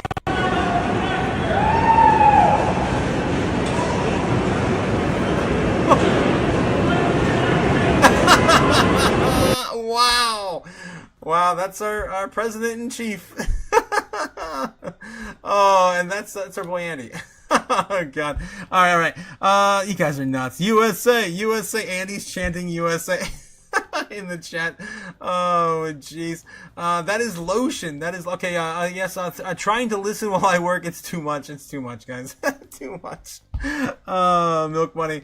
What is up, Milk Money? What is up, my friend? Yes, of course, out there doing the milk deliveries for everyone. Feed the fire. Yes, feed the fire. Not quite Friday yet, but we did feed the fire earlier today. I lost one of my favorite $100 bills. It's almost all gone. I had a little too much fun with this one. Oh, sorry. President's upside down. Oh, Jesus. Yeah, that one's gone. Clip that chat. Yeah, clip that chat, says Spence. No food for you. Fasting is better, says Milk Bunny. You're not wrong. You're not wrong. And it's been since the week of Christmas that I haven't fasted since the week of Christmas. I mean, I do fast every day. I only eat once a day. So technically, it's beyond that. I haven't done any like multi-day fasting since Christmas week. Okay, what else are we doing? Trying to listen. Okay, I think I caught most of that up to the top there. Insane, guys. Thanks again for coming out and hanging out with me as Bitcoin continues to find its support. Okay, we're looking at 94.1. We just broke it. Next stop is 94 flat. If we want to give the bulls or the bears a little bit more of again, I said this earlier, just give them a little bit of something to work with. We did lose the trend line now, so the trend line has been broken, and it's time for consolidation. How low do we go? How low do we go? So that's where we are right now in the overall narrative. I would say that the run is dead. It's over as of right now. It's just about gaining ground and how much can the bulls gain from this. Wow, we're really rolling that over quick. We could probably see this breakout. I want to leave it on the board. I wouldn't say it's a definite gonna happen. Could still go back down to 94 flat and then start to ship back up. But as the foreign markets continue to open, I would imagine that they probably want to start to take some profits. They wake up to a giant silver platter. They probably want to take some profits on that yin-yang trade. Yen, of course. Them taking that. I just, yeah, this is the way I always think. 94 flat incoming, being tested right now. $94,000 Bitcoin with a little bit of change there. 94,100. Are we bouncing? Still wants to do something weird. This is the biggest pullback we've seen. Where did I get this from? I got this idea from here. It's still playing out the same sort of fashion in that measured move. So that is, of course, what I did here. I took that idea from this here. Basically get some chop, right? Get some chop, find a new leg support, retest, And that would take us back to retesting 94.5 again. And of course, if we finally do that again and break out, that would be, yeah, marvelous. Also produces a little bit of a, you know, inverted cup and hand, or inverted head and shoulders pattern, which sends us to the upside. You can see it all there. It's basically what happened down here as well. Except we have a little bit more of a head and shoulders, I guess, playing out up here. If we continue this and bounce from 94 flat. Anything's still in the cards. It's Bitcoin. All right, what's going on with the other assets? As we consolidate sideways, you can see here, this is a spectacular fashion as well. Some other assets are pamping up for more. Look at this. Wow, ZBEX almost up 7% on the day, getting closer to possibly breaking back up and retesting 203. 203. I got Bitcoin on the brain. Can't stop talking about 90s on everything. Again, I showed this chart earlier. And we just got to break out. Nothing's really broken out other than Bitcoin and maybe Ethereum. Nothing's really broken out of the no-no zone. It's still hanging out under. Most of these assets are still holding underneath the what do you call it? The no-no zone. This did break out. This is Ethereum from the no-no zone. No-no zone, of course, is the October 10th bear trend. We haven't broken out, of course, until the end of the year. So again, all the altcoins outside of the major L1s haven't broken out yet, for the most part. Let's take a look at some other L1s. Let's take a look at Solana. Did Solana break out from the no-no zone? I think it did. Let's look at the 4-hour chart here. That was probably it right there. Right around here in October. Yep, right here. So yeah, looks like Solana also broke out of the no-no zone. That happened probably around the same time Bitcoin did as well. Just kind of putting that on the board. Like everything else. Yep. No-no zone. Okay. So, anything else? What about XRP? Did XRP break out of the no-no zone? No, I was just showing that earlier. That's right. I think this is going to be explosive as it breaks out of the no-no zone. That's what I was saying. Maybe setting it back up to retest $3 soon. Relatively soon. So what else would be? SWI. Did SWI break out of the no-no zone? Did any, like, smaller cap L1 break out? This would have been October here. I think SWI might be attempting to right now. No, it already did. SWI already did. Wow. So, damn. Yeah, SWI already did break out of the no-no zone. And this is just how things have been playing out. Watching, whoa. God, it's a little too many no-nos there. All right, getting back to Bitcoin, still holding 94,100 in that key area, pulling back. You guys get my idea, right? Most of the big L1s did break out of the no-no zone, but the small caps didn't yet. Let's see. Bitcoin's still there, right there at a 94,100. 9,400. Boom. All right, let's get back in the chat. I am getting tired, guys. I need food. About 3 minutes. It is going to be 5 p.m. I give you guys another 15 tops. Spence says consolidate over 93.8 for a bit, and that's healthy. Yeah, I can't argue with that. 93 and some change, even right here, 93,700. We can pull back all the way down to even 93.5. 93.5. Just depends on where we want to, how much ground we want to give the bears. Look at that wick. Damn, look at that wick, guys. I don't know if you missed it. Boom, that was fast. Almost, it didn't blink, man. Don't blink. You would have caught it. You would have lost it. I mean, you wouldn't have seen it. Wow, that's crazy. That wick was insane. Down to 93.9 on that little wick there, and it got eaten up so fast, quicker than you can blink. Honoring this area here down to about 93.9. 93.9. Crazy. I'm telling you, man, if you weren't paying attention, you missed it. Crazy.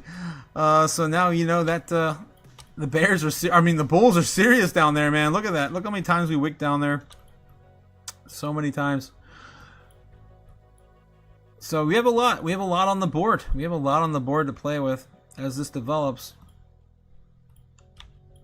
how low can we go? How low can we go?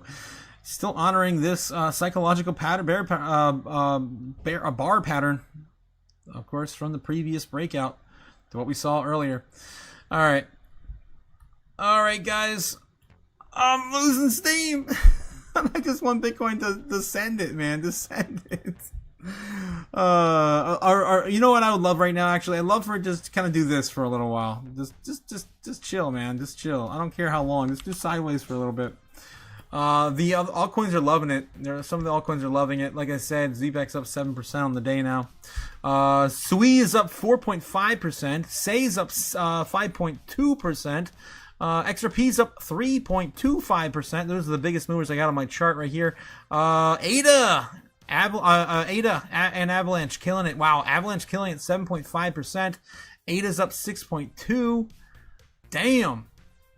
I mean, that's crazy, guys. He also Doge scroll. I just saw Doge scroll through my my tickers down on the bottom there. Up 6% on the day. That's crazy. What's that ticker there? Binance. Yes, Binance up 5%. Crazy. I always forget I got tickers scrolling at the bottom. I always forget that. So I'm just kind of looking at some of my my favorite watched lists. All right, 94 flat, still holding on Bitcoin. Is this it? Are we going to rebound here? 94 turning into possible support. Still early on the 1 minute. How is the larger time frames handling this? Looks like even on the 15, looks like maybe a bounce incoming. All the way up to the 15, the half hour, 1 hour, 4 hour is still looking like that. Yeah, the candle to the downside there on the 4 hour. So smaller time frames still got some legs. Starting to really look like it wants to, though. I wouldn't put it past the Bulls today, man. They've got so much momentum. 80K, we want 80K, says Ben. Those days are gone, man. Those days are gone, my friend. 80K was, of course, what I was calling at the beginning of the year. I've been calling it since probably the middle of last month. $80,000 Bitcoin being the final bottom. This line right here. The final bottom. I always kind of have that as a funny little reference because as a graphic designer, you always have your final file. You always call it final.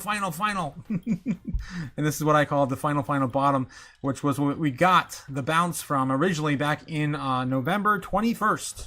This one, the venture capitalists all came out and agreed that was the bottom. Basically, that's how it happened. And it's been nothing but up since. And you can, of course, see it on the order books, getting very bullish into the beginning of this year. All right, 94.1 still holding flat. It's in the how many minutes has it been flat now? Let's take a look. Let's go back to 1 minute. If it's been there for at least 10 minutes, guys, I'm going to take a break. Look at this. Look at this. How long has it been going flat for? 34 minutes. Roughly just kind of grinding down and finding that bottom. Could be coiling right now. Could be starting to coil a little bit. All right, let's see what we got here in the chat. Almost time for evening live. I know, Milk. What the hell? Time for a break, says Super Danny. 93% of you guys saying I should stay. I know. I gotta go. Otaku is ready for green candles. I'm always ready for green candles, man. Always ready for green candles. On Bitcoin. We're gonna show the world, man. We're gonna show the world. One of these days, it's gonna rear its ugly head, and people aren't gonna like what they see. Like $200,000 Bitcoin, 3, 4, 5, and they, of course, to the moon and beyond. All right, guys, I'm gonna take a break. It's so hard because Bitcoin can literally do anything from here. But it's still continuing to honor what I threw on the board when we first started to create this pattern. I showed you guys if we did this, then we're probably going to do psychologically move into something like this. We got to come down and at least retest this first. We did, and then it continued to pass through it, and that's where we are today. I still don't think we're going to see this tonight. If the foreign market wants to wake up and dump it, this is a huge opportunity for them to take some risk off the table because the yin yang move is in full effect. We could be giving them a a big pile of money on a silver platter to basically take some profits. All right. Anything's possible, guys, as this continues to erupt. Tonight we also have Trump addressing, allegedly, Iranian involvement. That could shake things up as well. Bitcoin loves fear, right? Of course, loves chaos, as do I. Yeah, we'll live to fight another day. Explosive price action. Very proud of Bitcoin and today's moves. Again, even if we come back down to 93.5, I am happy with today's price action. That's fine too. Just gives us more, more room to run another day. All right, guys, have a great night, and I'll be back again for the morning live stream. The morning live stream. I will be back again for the so many lives today, man. I'm going brain dead. Brain need food. Yes. Tinfoil Hat Tuesday, guys. Tinfoil Hat Tuesday in 3 hours. In 3 hours from now, Tinfoil Hat Tuesday. We're gonna have a good show tonight. Hopefully, we don't spend too much time distracted. Believe it or not, on Tinfoil Hat Tuesday by Bitcoin. All right, guys, have a great night, and I will see you all again soon. Stay tuned for Tinfoil Hat Tuesday coming up here in just a few hours. Yep, I'll see you then. Later. Tuesday.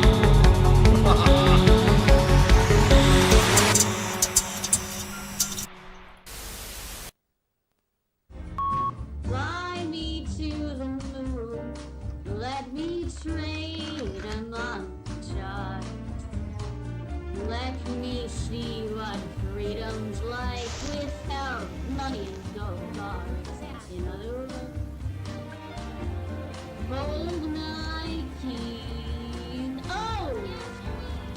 In other words, let's make history. Oh! Fill my world with more coins and let me huddle forevermore and more and more and more and more. I long for Hollywood talking and door. In other words, I choose you. In other words, I love you.